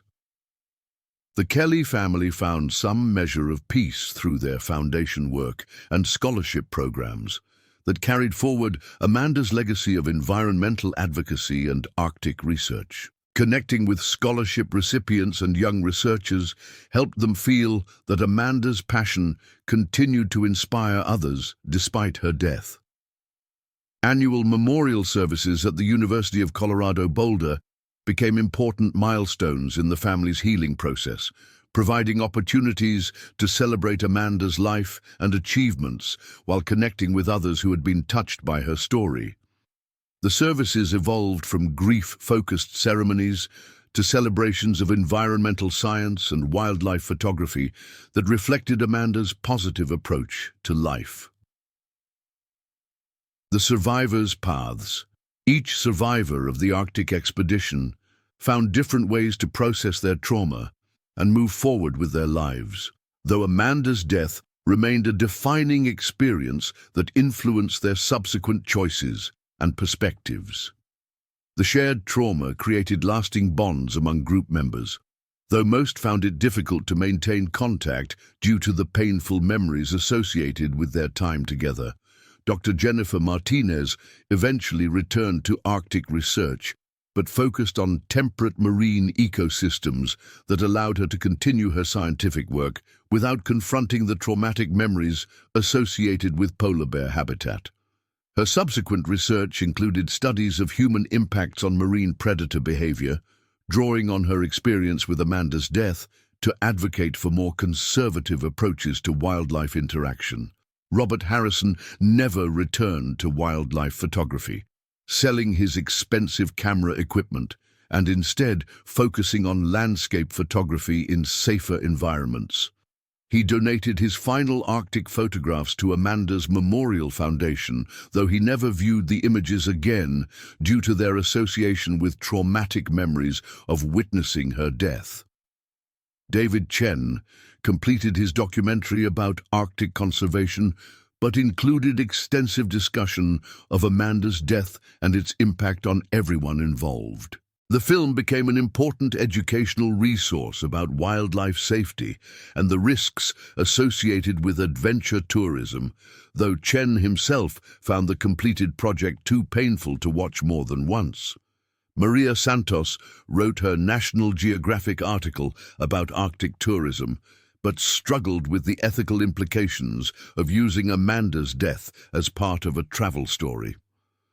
Her article ultimately focused on the risks and responsibilities associated with wildlife tourism, using Amanda's story to advocate for enhanced safety protocols and better education for tourists seeking wildlife experiences.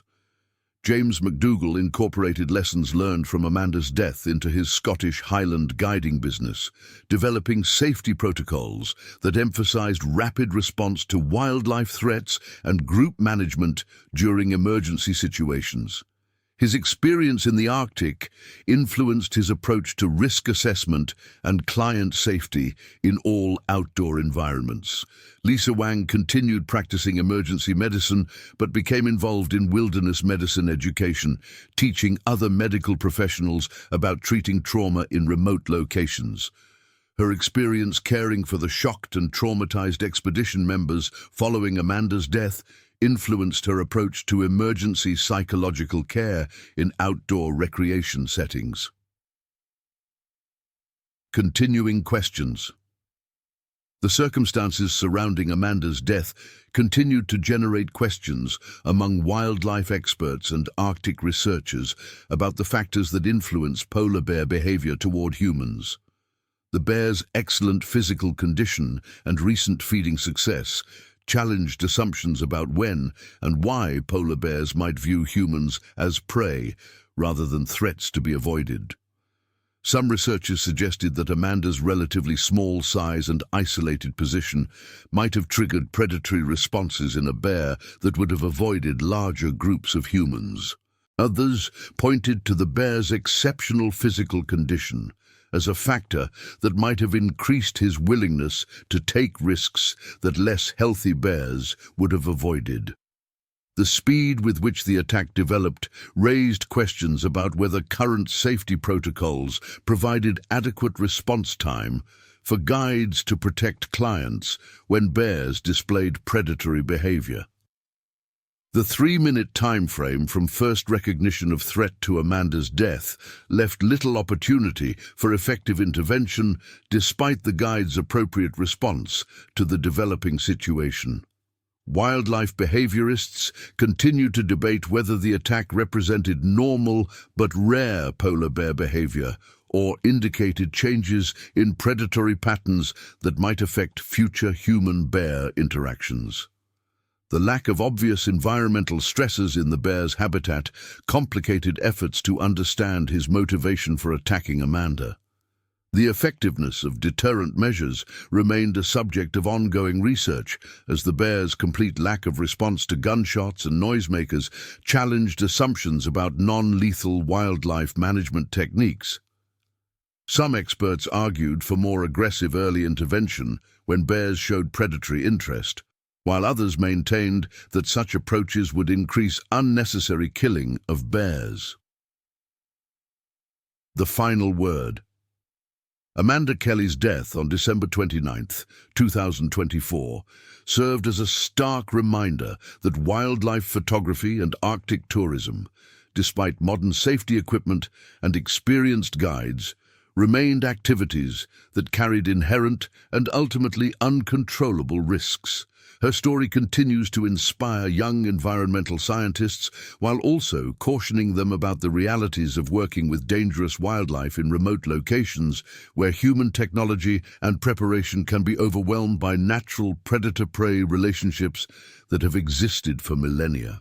The 3 minutes of violence that ended Amanda's life represented the culmination of evolutionary processes that had shaped polar bears into the Arctic's ultimate predator. capable of killing prey animals much larger than humans, with efficiency that reflected hundreds of thousands of years of adaptation to one of Earth's harshest environments. For Amanda's family, friends, and the witnesses to her death, those 3 minutes contained a lifetime of grief, trauma, and painful reminders of humanity's vulnerable place in the natural world. The polar bear that killed Amanda was doing what polar bears had done for millennia, hunting successfully in his Arctic domain. The tragedy lay not in the bear's behavior, which was natural and predictable within the context of predator-prey relationships, but in the collision between human ambition to experience wild nature and the unforgiving reality that some environments remained fundamentally hostile to human presence. Amanda's legacy extends beyond the immediate tragedy to encompass broader questions about human relationships with wilderness areas and the predators that rule them. Her story continues to resonate with people around the world who share her passion for wildlife and wild places, while also serving as a sobering reminder that some risks cannot be mitigated through preparation, equipment, or expertise.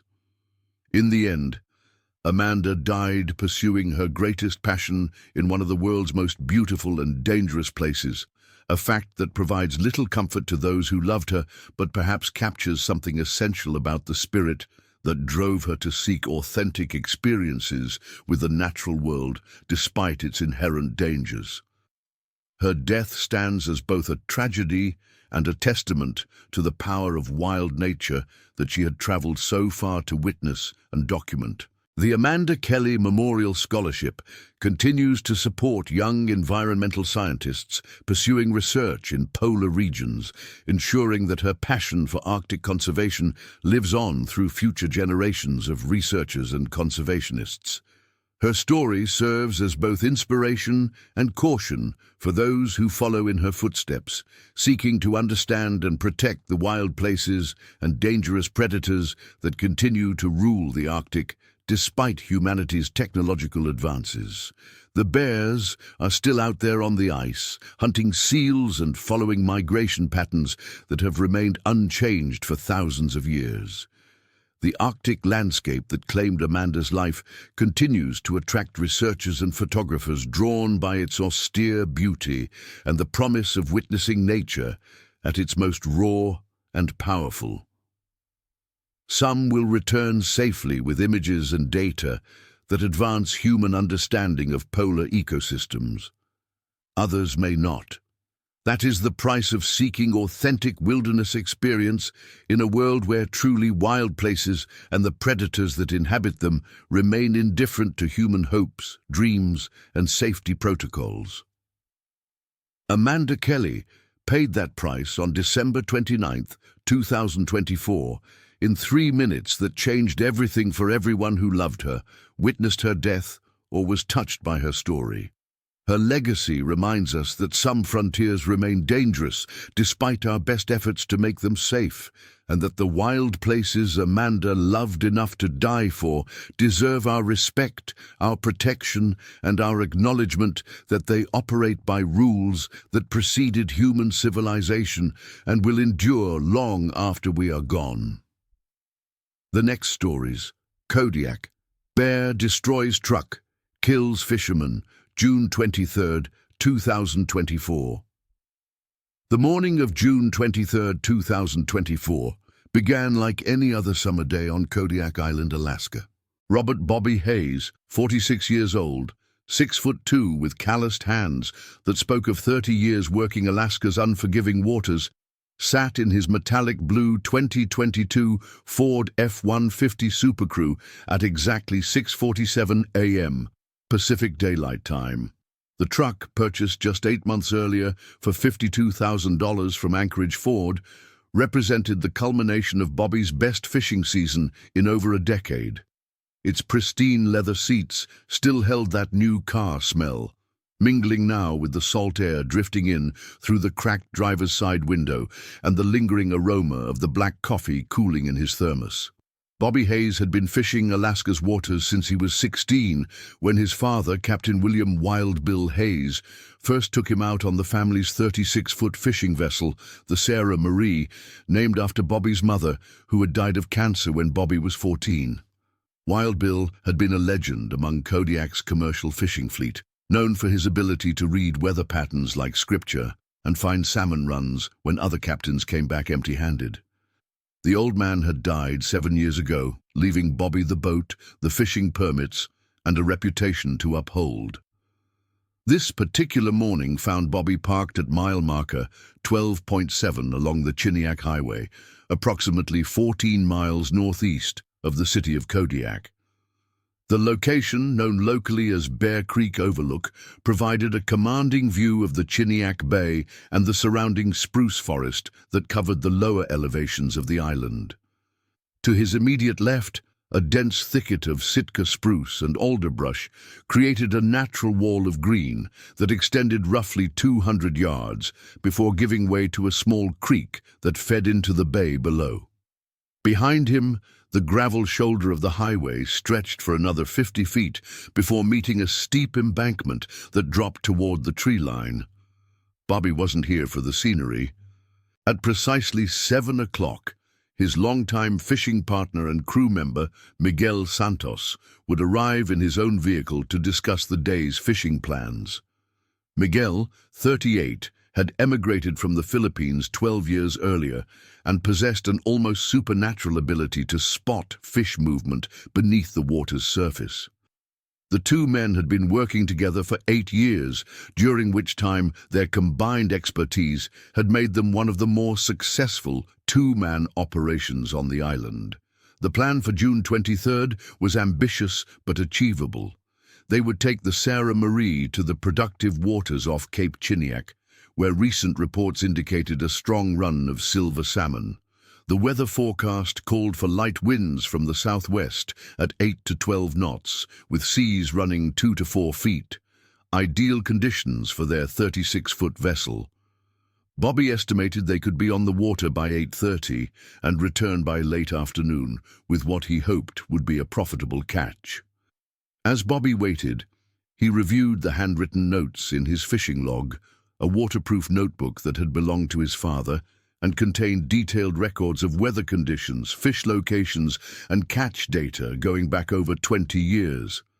The pages, yellowed and salt-stained, told the story of Alaska's fishing seasons in meticulous detail. Today's entry, written in Bobby's careful block letters, read, June 23, 2024. Meeting Miguel 0700 hours, targeting silvers off Cape Chiniak. SW winds 8 to 12, seas 2 to 4. Water temperature 52 degrees Fahrenheit. Tide low 0534, high 1147. The temperature inside the truck registered 71 degrees on the digital display, though the outside air remained cool at 58 degrees. Bobby had arrived 15 minutes early, a habit ingrained by his father who used to say, "The fish don't wait for tardy fishermen." He sipped his coffee and watched a pair of bald eagles soar above the tree line, their distinctive white heads catching the early morning sunlight. At 6:52 a.m., Bobby's cell phone buzzed with a text message from his wife, Jennifer. "Be safe out there today. Emma's dance recital is at 6 p.m. tonight. Don't be late." The message was accompanied by a photo of their 8-year-old daughter in her ballet costume, a pink tutu with sequined bodice that sparkled under their kitchen lights. Bobby smiled and typed back, "Wouldn't miss it for all the salmon in Alaska. Love you both."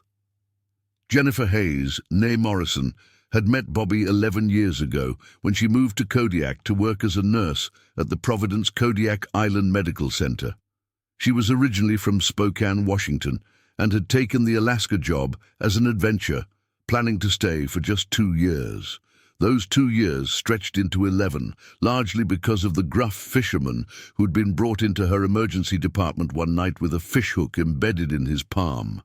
Their courtship had been slow and steady, like everything else in Bobby's life, and they'd married after 3 years of dating in a small ceremony at the Holy Resurrection Russian Orthodox Cathedral in downtown Kodiak.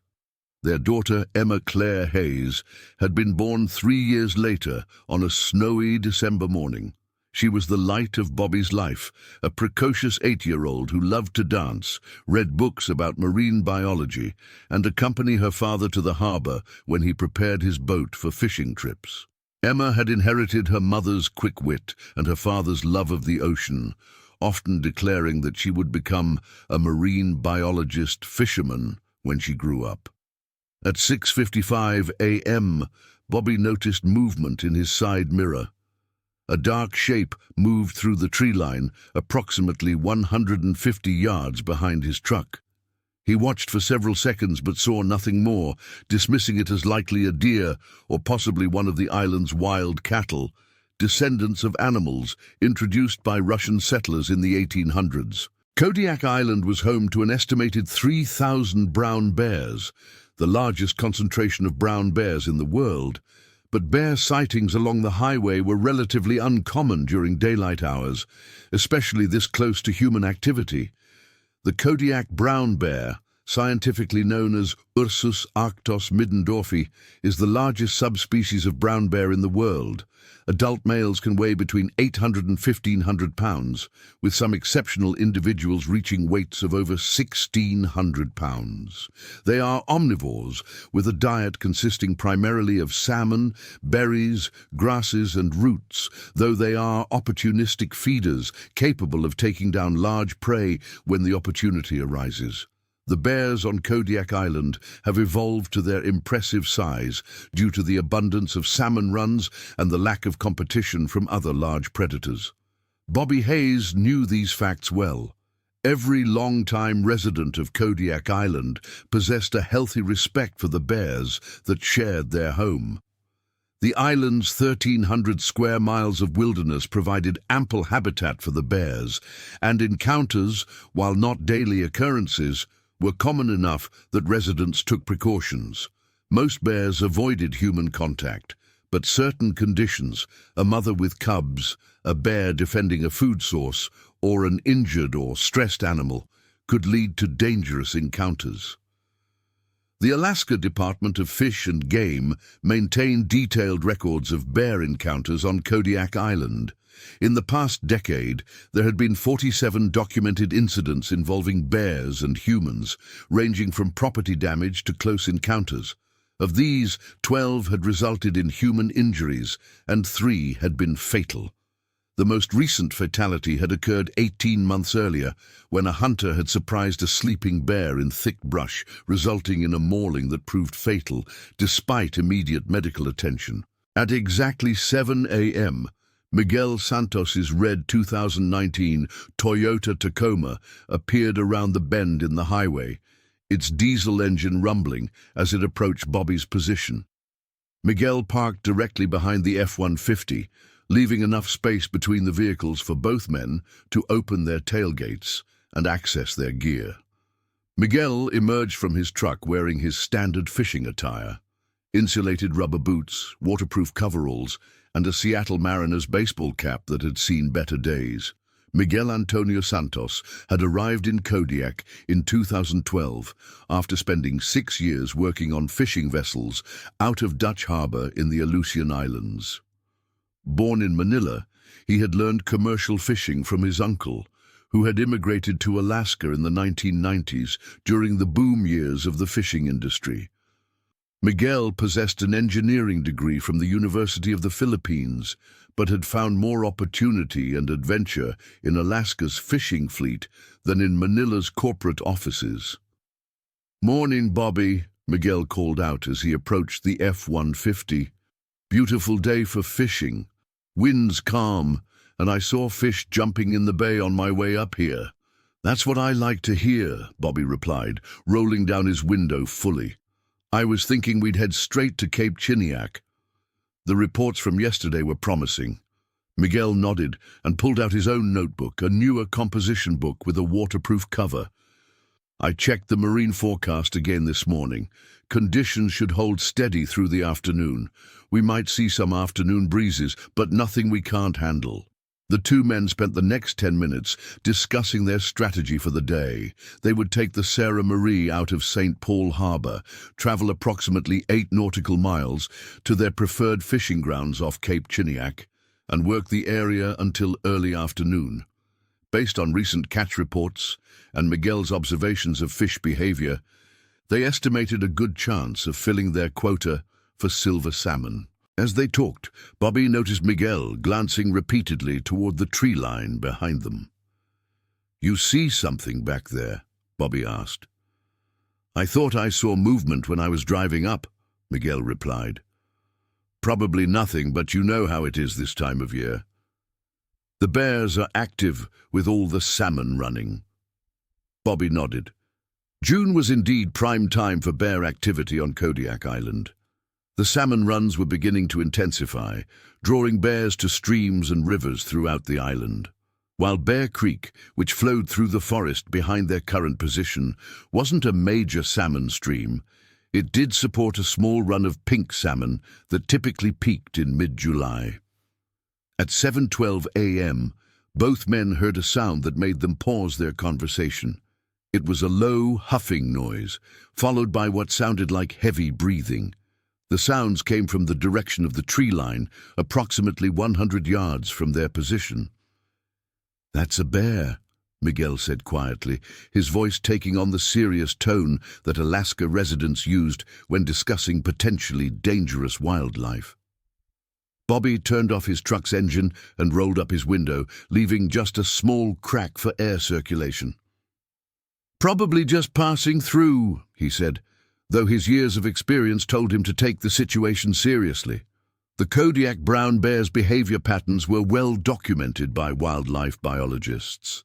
During the summer months, bears were primarily focused on building fat reserves for the coming winter hibernation. They were typically most active during the early morning and evening hours, though they could be encountered at any time of day.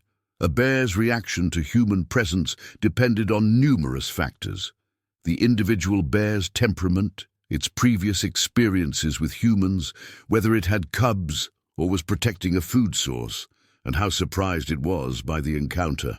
Dr. Sarah Whitman, a wildlife biologist who had studied Kodiak bears for 15 years, often emphasized that the key to safely coexisting with bears was awareness and avoidance.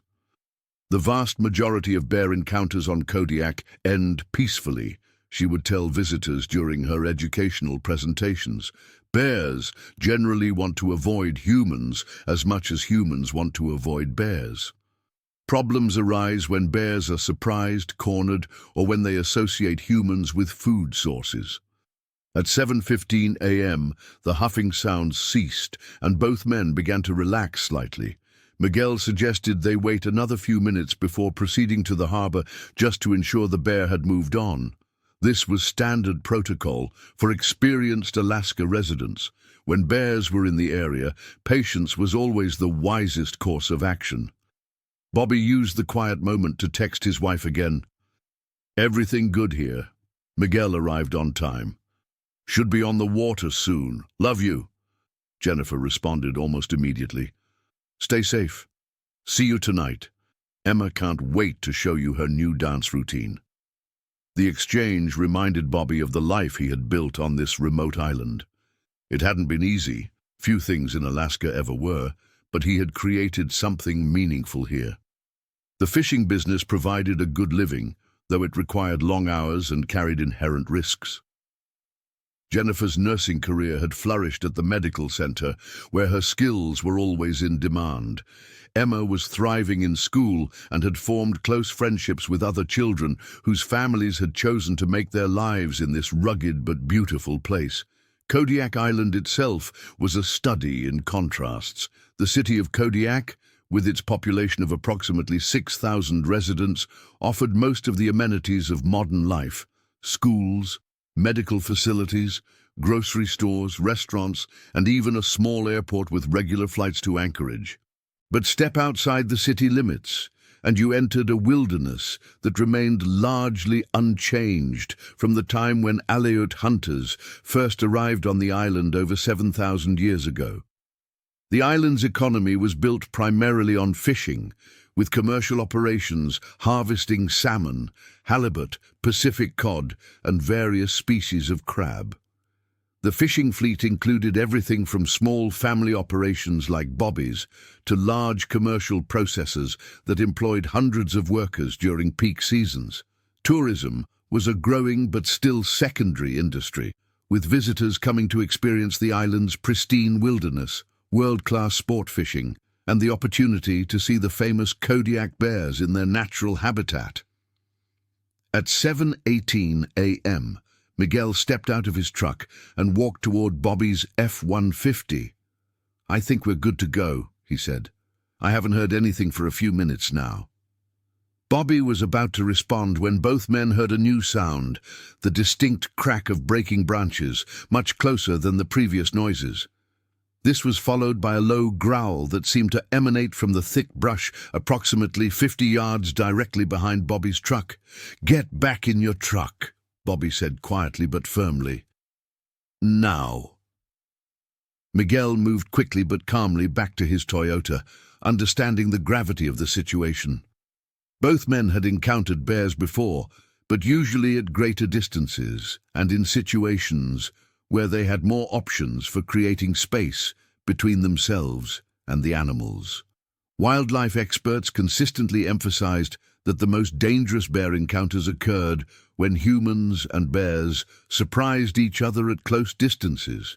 In such situations, bears often reacted defensively, particularly if they perceived the humans as a threat to themselves, their cubs, or their food sources.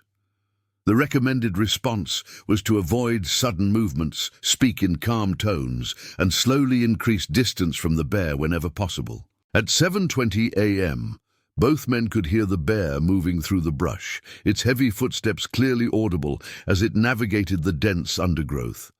The animal seemed to be moving parallel to the highway rather than directly toward their vehicles, which provided some reassurance.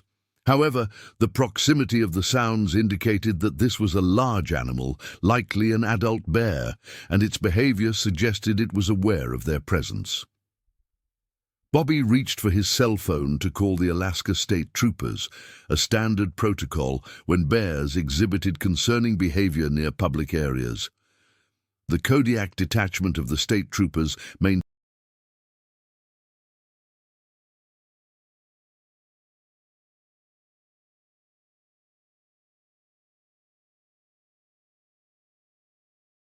a wildlife specialist who could respond to bear encounters and, if necessary, coordinate with Alaska Department of Fish and Game personnel to address problem animals. Before Bobby could complete the call, the sounds from the forest abruptly stopped. The sudden silence was more unnerving than the previous noise had been. Both men sat in their vehicles, engines off, listening intently for any indication of the bear's location or intentions. Trooper Jake Morrison, no relation to Bobby's wife despite the shared surname, was 34 years old and had been stationed on Kodiak Island for 6 years. A graduate of the Alaska State Trooper Academy and former military police officer, Morrison had responded to dozens of bear encounters during his tenure on the island. He understood that each situation was unique and potentially dangerous, requiring careful assessment and measured response. The protocol for bear encounters near public areas was well established. If the bear posed an immediate threat to human safety, troopers were authorized to take defensive action. If the situation was less urgent, they would typically work with Fish and Game personnel to monitor the animal and, if necessary, use non-lethal methods to encourage it to leave the area. In extreme cases where a bear had become habituated to human food sources or exhibited aggressive behavior, lethal removal might be authorized, though this was always considered a last resort. At 7:25 a.m., the silence continued. Both Bobby and Miguel remained in their vehicles, following the established protocol for bear encounters. The waiting was the hardest part. Not knowing where the animal was or what it might do next created a tension that was difficult to manage. Both men were experienced outdoorsmen who had learned to trust their instincts, and those instincts were currently telling them to remain patient and avoid any actions that might provoke a confrontation. The psychology of waiting during a potentially dangerous wildlife encounter was something Dr. Patricia Valdez, a clinical psychologist who worked with outdoor professionals in Alaska, had studied extensively. The human mind wants to take action when faced with potential danger, she explained in her research.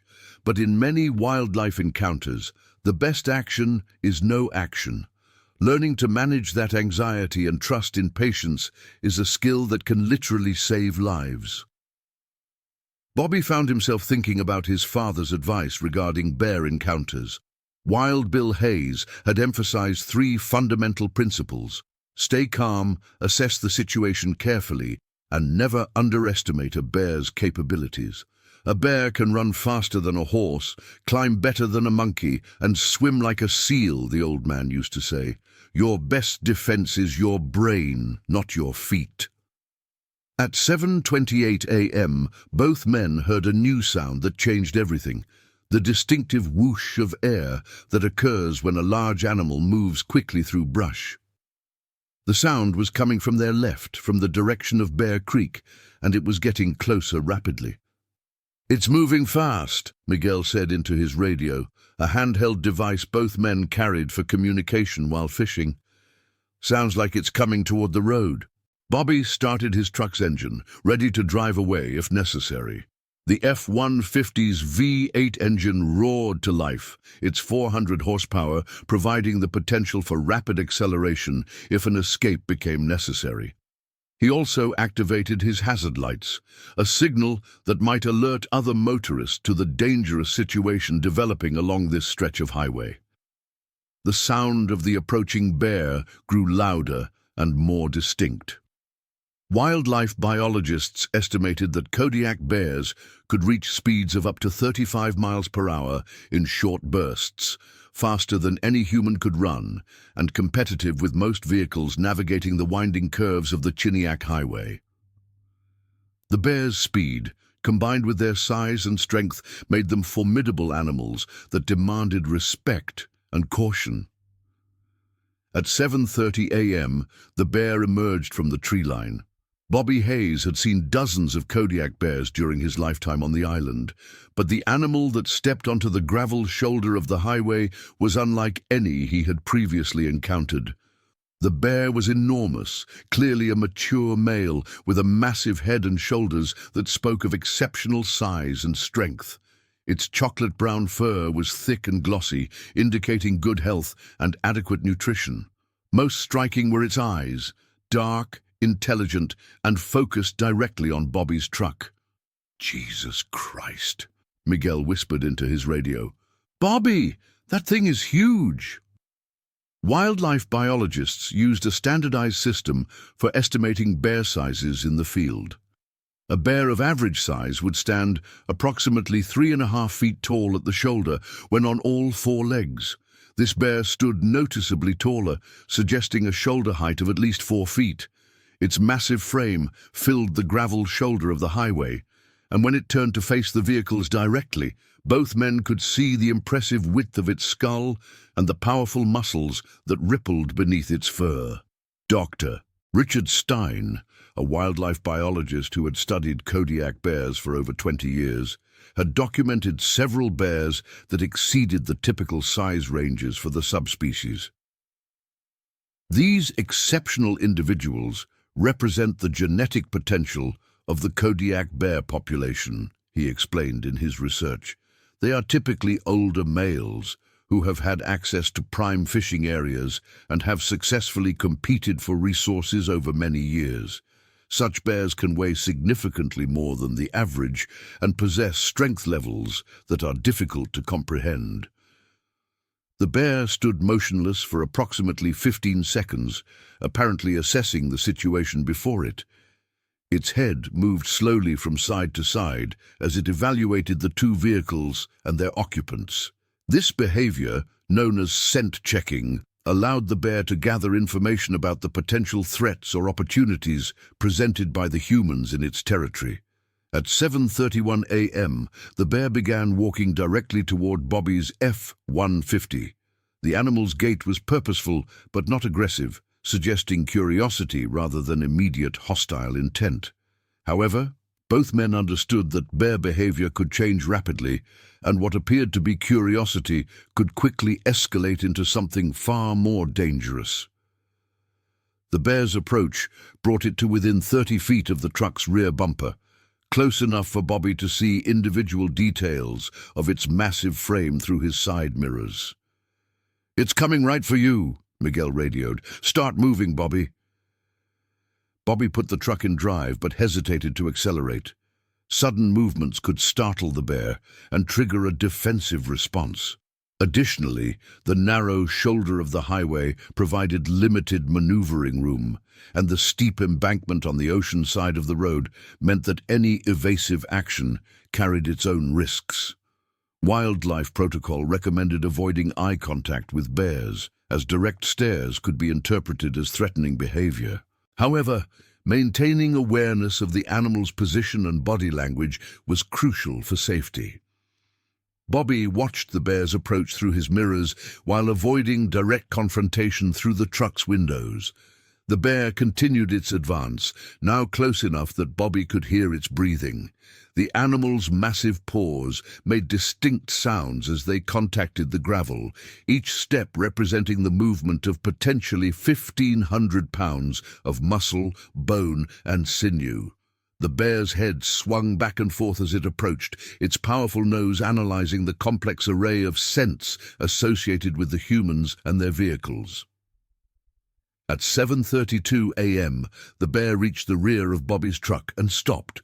For a moment that seemed to stretch far longer than its actual duration, bear and man regarded each other through the barriers of glass and steel that separated them. The bear's dark eyes were visible in Bobby's rearview mirror, intelligent and calculating as they assessed this unusual situation. Bobby could see the rise and fall of the animal's massive chest as it breathed, could observe the subtle movements of its ears as it processed sounds from the environment around them. "What's it doing?" Miguel asked quietly over the radio. Before Bobby could respond, the bear did something that neither man had anticipated. It raised itself onto its hind legs. Standing upright, the bear's true size became terrifyingly apparent.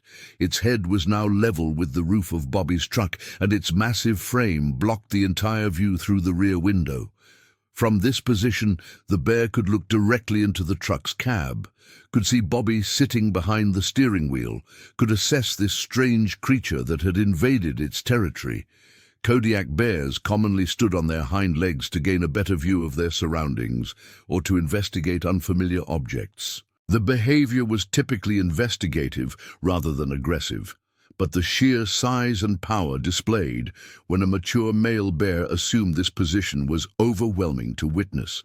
Standing upright, this particular bear likely measured close to 10 feet in height, with a reach that could extend several feet in any direction.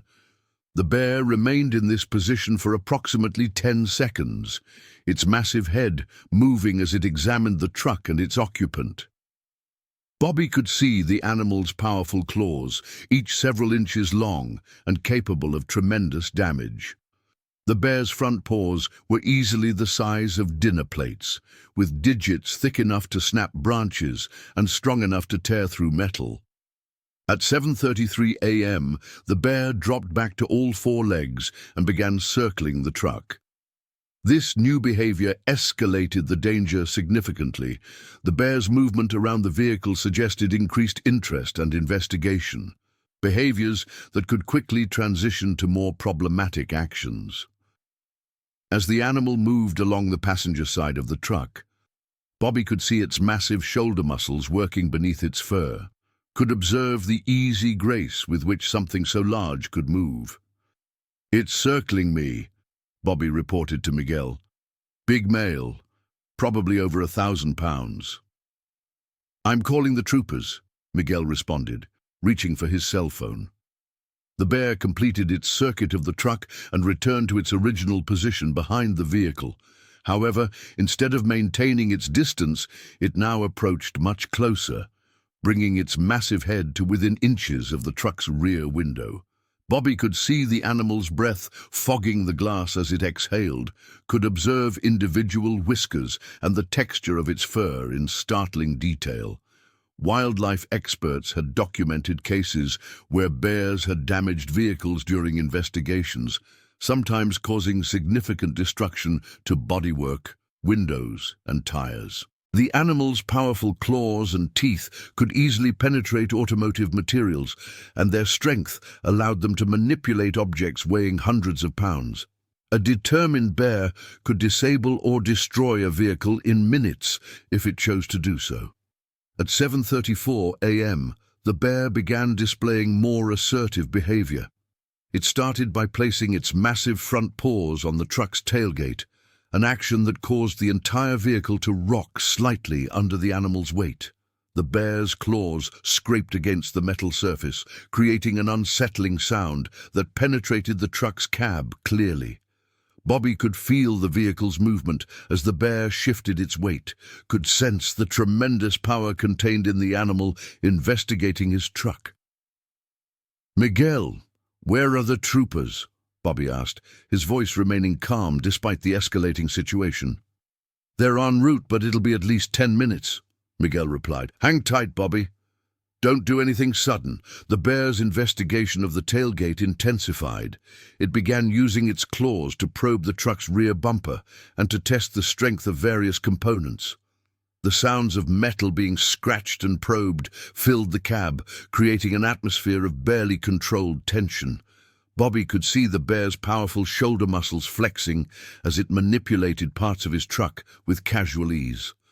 Dr. Amanda Foster, a bear behavior specialist who had worked extensively with Kodiak bears, had observed similar investigative behaviors in the wild.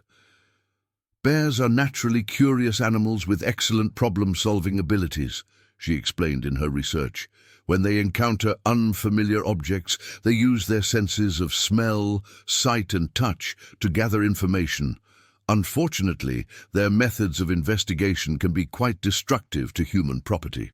The bear's attention shifted to the truck's spare tire, which was mounted beneath the rear of the vehicle. Using its claws, the animal began attempting to manipulate the tire and its mounting hardware. The sounds of metal being stressed and twisted became more pronounced, and Bobby could feel increased movement as the bear applied greater force to its investigation. At 7:36 a.m., the situation escalated dramatically. The bear, apparently frustrated by its inability to easily access or manipulate the objects it was investigating, began displaying signs of agitation. Its movements became more forceful, and it started vocalizing, low growls and huffs that indicated increasing stress or frustration.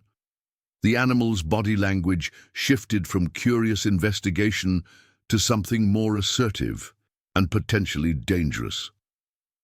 "It's getting agitated," Bobby reported to Miguel. "I think I need to try to move." Before Miguel could respond, the bear did something that changed the entire dynamic of the encounter. It grabbed the truck's rear bumper with both front paws and began pulling. The force generated by a mature Kodiak bear is difficult to comprehend for those who have never witnessed it firsthand. Wildlife biologists had documented cases where bears had moved objects weighing thousands of pounds, had bent steel components, and had literally torn apart structures that seemed impregnable. The bear's grip on Bobby's bumper represented the application of tremendous force directly to his vehicle. The truck's rear end began to lift slightly as the bear pulled upward and backward. Bobby could feel the front wheels becoming lighter as weight transferred to the rear of the vehicle. The sensation was disorienting and terrifying, the realization that a wild animal was physically manipulating his 5,000-pound truck as if it were a toy. "Jesus, Bobby, it's lifting your truck," Miguel exclaimed over the radio.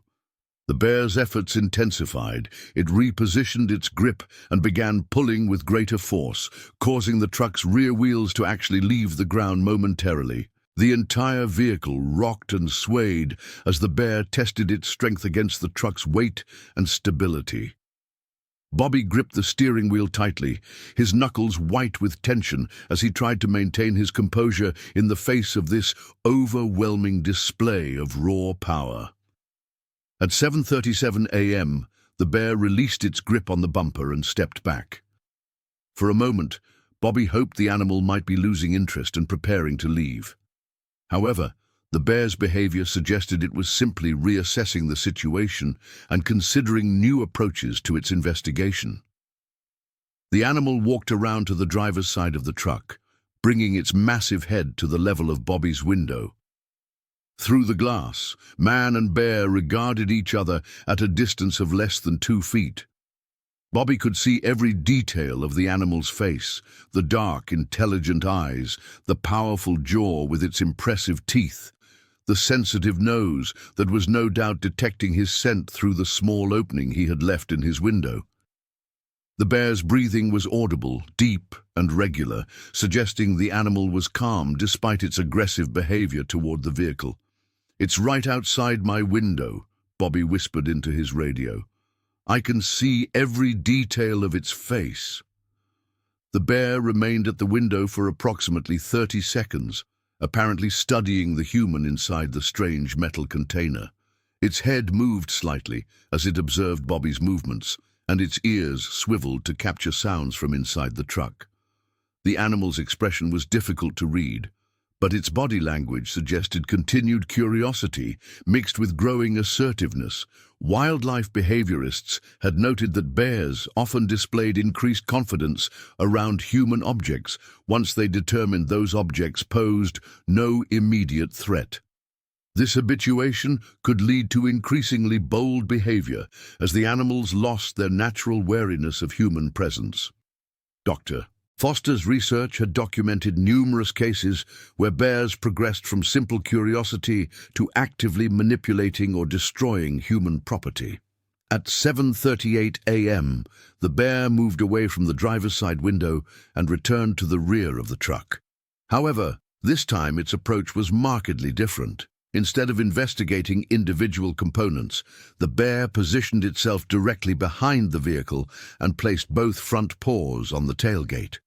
Its posture suggested preparation for a more significant action, and Bobby realized with growing alarm that the animal might be preparing to attempt something far more dangerous than its previous investigations.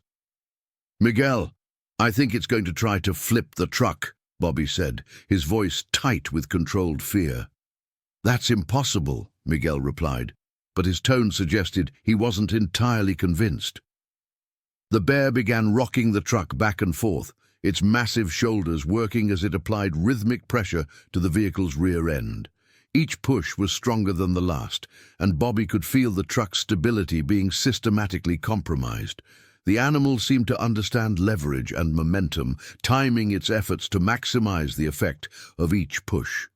Dr. Stein's research had documented remarkable feats of strength by Kodiak bears, including instances where individual animals had moved objects weighing several tons.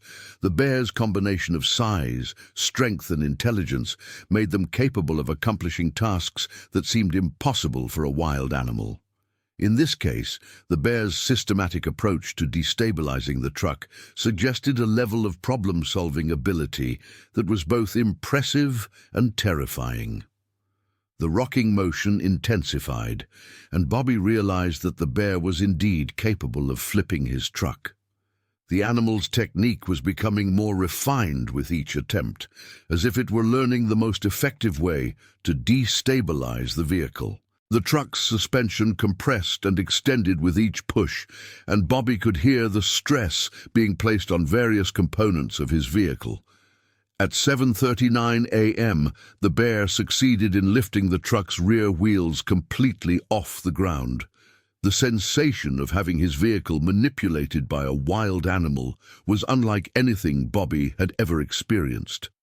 The truck teetered on its front wheels for several seconds, held in that precarious position by the bear's tremendous strength. Through his mirrors, Bobby could see the animal's muscles straining as it maintained its grip on the vehicle, could observe the careful balance of forces that kept his truck from crashing back down. "My God, it's actually doing it," Miguel whispered over the radio. The bear released its grip, allowing the truck to crash back down with a tremendous impact that rattled every component of the vehicle. Bobby's head snapped back against the headrest, and various items in the truck's cab were thrown around by the sudden deceleration. The truck's suspension bottomed out, and Bobby could hear the distinct sounds of metal components being stressed beyond their design limits. Before Bobby could fully process what had just happened, the bear repeated the action. This time, the animal's technique was even more refined. It positioned its paws for maximum leverage and applied force in a smooth, controlled motion that lifted the truck's rear end even higher than before. The truck balanced on its front wheels for a longer period, swaying slightly as the bear maintained its grip. Bobby realized with growing horror that the animal was learning, was perfecting its technique with each attempt. The second impact was even more severe than the first. The truck's frame twisted slightly as it contacted the ground, and Bobby heard the distinct sound of something breaking in the rear suspension. Several warning lights appeared on the dashboard, indicating that various systems had been damaged by the violent treatment the vehicle was receiving. At 7:40 a.m., the bear attempted something even more ambitious. Instead of simply lifting the rear of the truck, the animal moved to the side and began pushing the vehicle laterally. Its goal appeared to be rolling the truck completely over, a feat that would require tremendous strength and coordination, but was within the realm of possibility for an animal of this size and power. The truck began to rock from side to side as the bear applied alternating pressure to different points along its frame. Each push brought the vehicle closer to its tipping point, and Bobby realized that he was in immediate danger of being trapped inside a rolled vehicle with an aggressive bear outside. The prospect was terrifying enough to overcome his natural reluctance to make sudden movements. "I have to get out," Bobby told Miguel over the radio. "It's going to roll the truck with me in it." "Wait for the troopers," Miguel replied urgently. "They should be here any minute." But Bobby could feel the truck getting closer to its tipping point with each of the bear's pushes. The animal's strength and determination were overwhelming, and it was clear that the truck's stability was completely compromised. Bobby made the decision that would ultimately save his life. He reached for the door handle. The bear's attention was focused on the rear and side of the truck, giving Bobby a brief opportunity to exit through the driver's side door. He opened it slowly, trying to avoid any sudden movements that might attract the animal's attention. The cool morning air rushed into the cab, carrying with it the scents of salt water, pine trees, and something else, the distinctive, musky odor of the bear itself. At 7:41 a.m., Bobby Hayes stepped out of his truck and into the most dangerous situation of his life. The bear immediately noticed the movement and turned its massive head toward Bobby. For a moment that seemed frozen in time, man and animal stared at each other across the few yards that separated them. Bobby could see every detail of the bear's face, could observe the intelligence in its dark eyes, could sense the raw power contained in its massive frame. "Bobby, get back in the truck!" Miguel shouted over the radio, but Bobby no longer had his handheld device. The bear's body language shifted immediately upon seeing Bobby outside the vehicle. Its ears came forward, its head lowered slightly, and its massive shoulders tensed. These were unmistakable signs of a bear preparing for aggressive action, and Bobby realized with crystal clarity that he had perhaps seconds to react before the situation became fatal. Wildlife experts universally agreed that the worst possible scenario in a bear encounter was being caught in the open with no escape route.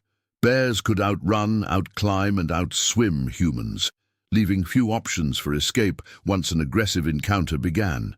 The recommended response was to make oneself appear as large as possible, avoid eye contact, and back away slowly while speaking in calm, low tones.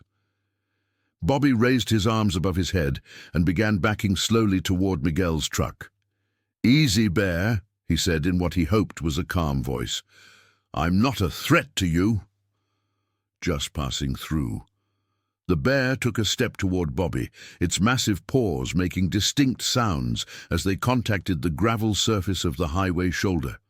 The animal's head swung from side to side as it assessed this new development, apparently deciding whether Bobby represented a threat, prey, or simply an interesting object to investigate. At 7:42 a.m., the bear charged. The speed with which the massive animal closed the distance between itself and Bobby was breathtaking. One moment the bear was standing near the truck. The next, it was bounding across the gravel with a fluidity and speed that seemed impossible for something so large. Bobby had perhaps 2 seconds to react before 1,500 pounds of muscle and bone reached his position. Training and instinct took over. Bobby dove toward Miguel's Toyota, rolling under the truck's chassis just as the bear reached the spot where he had been standing. He could hear the animal's claws scraping against the gravel as it attempted to change direction, could smell its powerful musk as it passed overhead. "Bobby!" Miguel screamed from inside his truck. The bear, frustrated by Bobby's escape, turned its attention to Miguel's Toyota. It began the same investigative behavior it had displayed with Bobby's F-150, but now with an added element of agitation. The animal's movements were more forceful, its vocalizations more frequent and intense. From his position beneath the truck, Bobby could see the bear's massive paws as they moved around the vehicle. Each paw was easily the size of a dinner plate, with claws that extended several inches and appeared capable of tearing through metal. The bear's weight caused the truck's suspension to compress noticeably whenever it placed its paws on the vehicle. "Can you get to my truck?" Miguel asked, speaking loudly enough for Bobby to hear through the Toyota's open window. Bobby assessed his options. Miguel's truck was approximately 20 feet away, a distance he could cover in a few seconds under normal circumstances. However, with an agitated bear actively investigating the area between his current position and his destination, any movement would be extremely risky. At 7:43 a.m., the situation became even more complicated. The bear began attempting to access the space beneath Miguel's truck where Bobby was hiding. The animal lay down and tried to reach under the vehicle with its massive paws, its claws scraping against the gravel as it probed the shadows beneath the chassis. Bobby pressed himself as far from the reaching claws as possible, but the truck's ground clearance provided limited protection. "It's trying to get under here," Bobby called out to Miguel. "I need to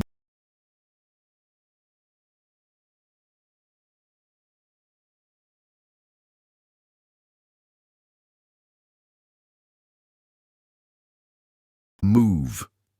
The bear's efforts to reach Bobby intensified. It began digging at the gravel, attempting to create a depression that would allow it better access to the space beneath the truck.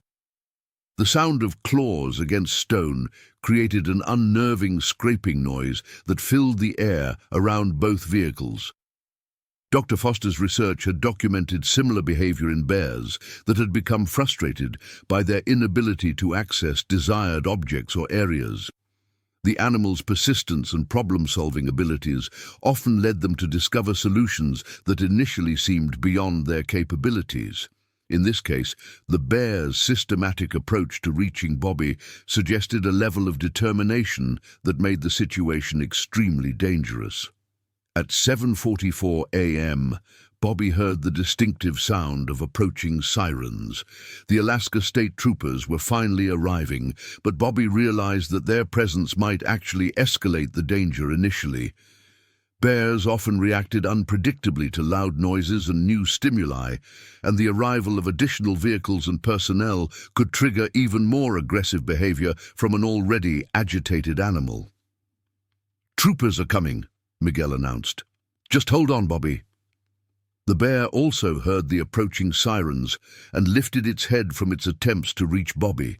The animal's ears swiveled toward the sound, and its body language suggested increased alertness and potential agitation.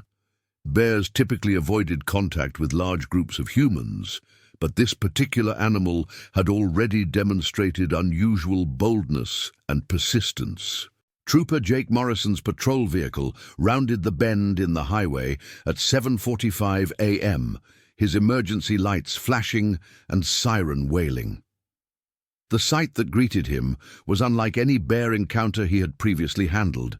Two vehicles, one obviously damaged, with a massive bear actively investigating the area and a man trapped beneath one of the trucks. Morrison immediately radioed for additional support, including fish and game personnel and emergency medical services. The protocol for such situations was well established, but each encounter required careful assessment and measured response. The primary goals were ensuring human safety and, if possible, encouraging the bear to leave the area without requiring lethal force. "This is Trooper Morrison on scene at mile marker 12.7, he reported over his radio. "I have a large brown bear actively engaged with two civilians, requesting fish and game backup and EMS standby." The bear's reaction to the arrival of the patrol vehicle was immediate and concerning. Instead of retreating, the animal moved away from Miguel's truck and began approaching Morrison's position. This behavior suggested a bear that had lost much of its natural fear of humans, a condition that wildlife experts considered extremely dangerous. Morrison stopped his vehicle approximately 50 yards from the bear encounter, far enough to avoid immediately escalating the situation, but close enough to respond quickly if necessary. He could see Bobby beneath Miguel's truck and Miguel inside his Toyota, both men obviously in immediate danger from the massive animal that dominated the scene. At 7:46 a.m., the bear demonstrated why Kodiak bears were considered among the most dangerous animals in North America. The animal approached Morrison's patrol vehicle with the same confident gait it had displayed throughout the encounter. However, instead of simply investigating this new object, the bear immediately became aggressive. It struck the patrol vehicle's hood with sufficient force to dent the metal and set off the car's alarm system. The combination of the alarm, flashing lights, and siren created a cacophony of sound that seemed to further agitate the bear rather than frighten it away. The animal began attacking the patrol vehicle systematically, using its claws and teeth to damage bodywork, tires, and anything else it could reach. Morrison realized that this bear's behavior was far outside normal parameters. Most bears, even aggressive ones, would retreat when faced with loud noises and human activity. This animal's persistence and apparent lack of fear suggested either an injured or diseased animal, or one that had become dangerously habituated to human presence. "This bear is not responding normally to deterrence," Morrison radioed to his backup units. "It's actively attacking my vehicle and shows no fear of human presence. I may need to consider lethal force to protect the civilians." The decision to use lethal force against a bear was never taken lightly in Alaska, especially on Kodiak Island, where the bears were an integral part of the ecosystem and a significant draw for tourism. However, when human lives were in immediate danger, the safety of people took precedence over wildlife conservation concerns. From his position under Miguel's truck, Bobby could see the bear's savage attack on the patrol vehicle. The animal's power was overwhelming. Each blow from its massive paws created visible damage to the car's metal bodywork, and its claws left deep gouges in the paint and underlying steel. The bear's determination and strength were beyond anything Bobby had previously imagined possible. At 7:48 a.m., the situation reached a critical point.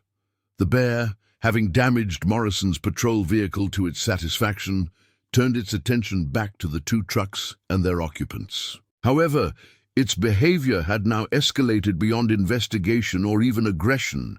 The animal was displaying what wildlife experts termed predatory behavior, treating the humans as potential prey rather than threats to be avoided. The bear approached Miguel's truck with purposeful movements that suggested it had decided to gain access to the men by whatever means necessary. It began attacking the truck's tires, using its claws and teeth to puncture the rubber and begin dismantling the vehicle systematically. "It's destroying my truck," Miguel reported over his radio. "I don't think these doors will hold if it really wants to get in." Morrison assessed the deteriorating situation and made the decision that would ultimately save both men's lives. He exited his damaged patrol vehicle and drew his service weapon, a .40 caliber Glock 22 loaded with ammunition specifically designed for large, dangerous game. "Alaska State Troopers!" Morrison shouted. "I am authorized to use lethal force to protect human life." The bear paused in its destruction of Miguel's truck and turned toward Morrison. For a moment, the three men hoped that the bear might finally retreat in the face of this new threat. However, the animal's response was exactly the opposite of what they had hoped for. At 7:49 a.m., the bear charged Trooper Morrison. The attack came with the same devastating speed the bear had displayed when charging Bobby. Morrison had perhaps 3 seconds to react as 1,500 pounds of muscle and bone bore down on his position. His training took over, and he fired 3 rapid shots at the approaching animal, aiming for the center of mass as he had been taught. The shots struck the bear in the chest and shoulder area, causing it to stumble, but not stopping its forward momentum. The animal's size and the thick layer of fat and muscle beneath its fur provided significant protection against the handgun rounds, which were insufficient to immediately disable such a large and powerful animal. The bear collided with Morrison, knocking him backward against his patrol vehicle. The impact was tremendous, and Morrison struck his head against the car's doorframe, momentarily stunning him. The bear reared up on its hind legs, preparing to deliver what would likely be fatal blows with its massive claws. Morrison's backup arrived at precisely the moment when the situation became lethal. 2 additional Alaska State Trooper vehicles, accompanied by a Fish and Game enforcement officer, rounded the curve in the highway with sirens wailing and emergency lights flashing. The lead vehicle contained Trooper Sarah Chen, a 28-year-old officer who had specialized training in wildlife encounters and carried a .300 Winchester Magnum rifle specifically designed for stopping dangerous game. Chen assessed the situation instantly, a massive bear standing over a fallen trooper, with 2 civilians trapped in the immediate area. There was no time for warnings or non-lethal methods. She exited her vehicle with the rifle already in her hands and took a shooting position using her car's hood as a rest. The first shot from Chen's rifle struck the bear high in the shoulder, spinning the massive animal around and causing it to release its hold on Morrison. The second shot, fired less than 2 seconds later, struck the bear in the chest area, penetrating vital organs and finally bringing down the enormous animal. At 7:52 a.m., the bear collapsed. The sudden silence that followed the shooting was almost as overwhelming as the chaos that had preceded it. The massive animal lay motionless on the gravel shoulder of the highway, its enormous frame a testament to the power and majesty of Alaska's wilderness. Morrison groaned and attempted to sit up, blood flowing from a head wound, but apparently not seriously injured. Bobby remained under Miguel's truck, hardly believing that the ordeal was finally over. "All units, shots fired," Chen reported over her radio. "Large brown bear down. Need immediate medical response for Trooper Morrison and possible civilian injuries." Miguel emerged from his truck cautiously, scanning the area to ensure the bear was indeed dead. Bobby crawled out from beneath the Toyota, his clothes torn and dirty, but otherwise unharmed. The 3 men gathered around Morrison, who was conscious but obviously suffering from a concussion and multiple lacerations from the bear's claws. Emergency medical services arrived within minutes, having been positioned nearby in anticipation of potential injuries. Paramedic Jennifer Walsh, ironically Bobby's wife, was among the first responders.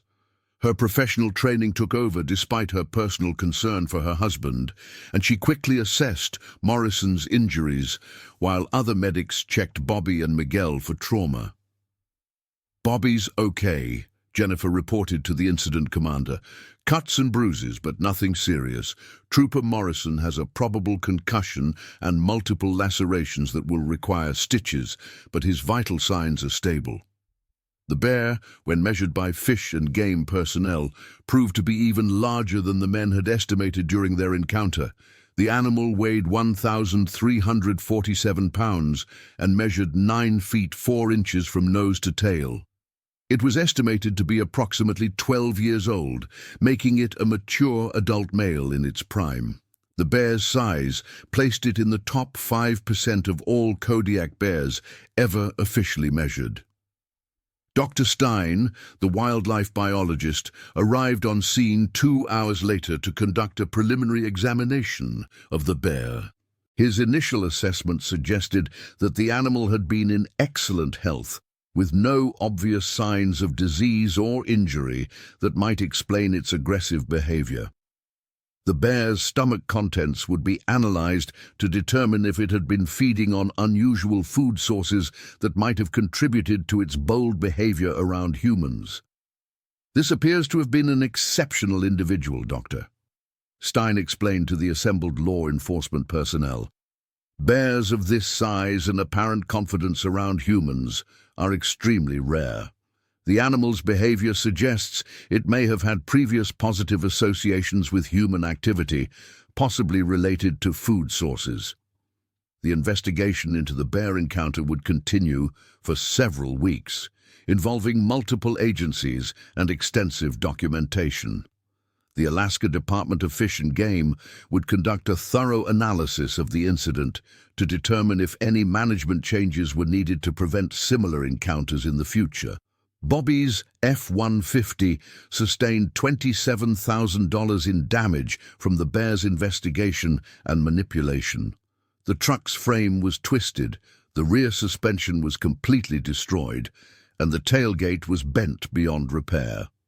Miguel's Toyota suffered approximately $8,000 in damage, primarily to the tires and undercarriage. Morrison's patrol vehicle required $12,000 in repairs, bringing the total property damage to $47,000.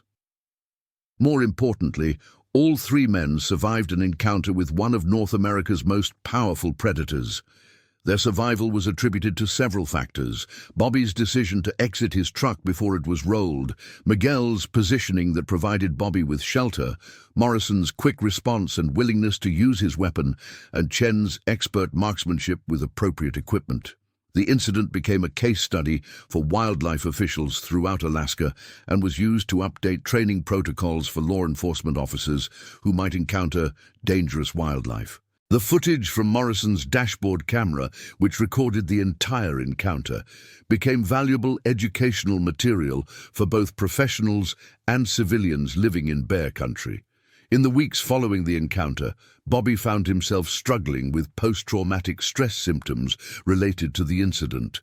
The realization of how close he had come to death, combined with the vivid memories of the bear's power and aggression, created persistent anxiety and sleep disturbances.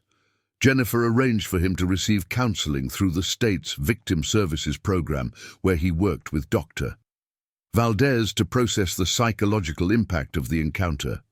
"It's completely normal to experience these symptoms after such a traumatic event, Doctor," Valdez explained during one of Bobby's counseling sessions. "Your brain is trying to process an experience that was outside the normal range of human encounters. The fact that you survived shows tremendous resilience and good decision-making under extreme pressure." Miguel also received counseling, though his symptoms were less severe than Bobby's. His position inside his truck during most of the encounter had provided him with a sense of protection that reduced the psychological impact of the experience. However, he continued to experience anxiety when driving past the location where the encounter had occurred. Trooper Morrison recovered fully from his physical injuries within 6 weeks, though he carried several permanent scars from the bear's claws. His concussion resolved without long-term complications, and he returned to full duty after completing a thorough medical evaluation. The incident earned him a commendation for bravery and became a defining moment in his law enforcement career. Trooper Chen's expert marksmanship and quick decision-making were recognized with multiple awards from both the Alaska State Troopers and the Alaska Department of Fish and Game. Her actions were credited with saving Morrison's life and preventing what could have been a multiple fatality incident. The incident also led to enhanced training requirements for all law enforcement officers in Alaska regarding wildlife encounters and the use of appropriate weapons for dangerous game. The investigation into the bear's behavior revealed several contributing factors that had likely led to the aggressive encounter. Analysis of the bear's stomach contents showed evidence that it had been feeding at a nearby garbage dump that was improperly secured, leading to habituation around human scents and activity. Additionally, the bear had been tagged and tracked by researchers 3 years earlier, and its movement patterns showed increasing boldness around human areas over time. Dr. Whitman, the bear behavior specialist, concluded that the incident represented a perfect storm of factors that had created an exceptionally dangerous situation. We had an unusually large and powerful bear that had lost much of its natural fear of humans, combined with circumstances that brought people into its territory during a period of high stress, she explained in her official report. While such encounters are extremely rare, this incident highlights the importance of proper waste management and wildlife education in bear habitat. The Alaska Department of Fish and Game implemented several changes in response to the incident. The garbage dump where the bear had been feeding was immediately closed and remediated. Enhanced signage was installed along the Chiniak Highway warning drivers about bear activity in the area. Additional funding was allocated for bear-resistant garbage containers throughout Kodiak Island. Education programs for residents and visitors were expanded to include more detailed information about appropriate responses to aggressive bear encounters. The incident was incorporated into hunter safety courses, fishing guide training, and general outdoor safety programs throughout Alaska. Bobby eventually returned to fishing, though he modified his practices to include additional safety measures. He began carrying bear spray and a satellite communication device whenever he left his vehicle in remote areas. The Sarah Marie was equipped with enhanced radio equipment to ensure constant communication with shore-based authorities. His relationship with his family deepened as a result of the incident. The realization of how close he had come to leaving Jennifer and Emma without a husband and father led to important conversations about life priorities and risk management. While Bobby continued fishing, he became more selective about his activities and more conscious of safety considerations. Emma, now understanding more about the dangers her father faced in his work, developed a keen interest in wildlife biology and bear behavior. Her school science projects began focusing on Alaska's ecosystem and the relationship between humans and wildlife. She often accompanied her father to educational presentations about the incident, where her questions demonstrated a sophisticated understanding of the complex relationship between people and bears in Alaska. The incident occurred during peak tourist season on Kodiak Island, and news of the encounter spread quickly throughout the international media. The dramatic nature of the story, combined with the dashboard camera footage, created significant publicity for both the island and the broader issues surrounding human-wildlife conflicts in Alaska. Tourism officials worked to balance the need for accurate reporting of the incident with concerns about its impact on visitor safety perceptions. They emphasized that such encounters were extremely rare and that proper precautions made visits to Kodiak Island very safe for tourists. However, the incident did lead to enhanced safety briefings for all visitors and updated protocols for tour operators working in bear habitat. The bear's remains were studied extensively by wildlife biologists, providing valuable data about the health and condition of Kodiak Island's bear population. Tissue samples were analyzed for environmental contaminants, genetic markers, and other factors that might influence bear behavior. The bear's skull and hide were prepared for educational displays that would be used to teach future generations about these magnificent but dangerous animals. 1 year after the incident, Bobby, Miguel, and the 2 troopers returned to the site for a memorial ceremony organized by the Alaska Department of Fish and Game. The ceremony honored both the men's survival and the bear's life, acknowledging the complex relationship between humans and wildlife in Alaska.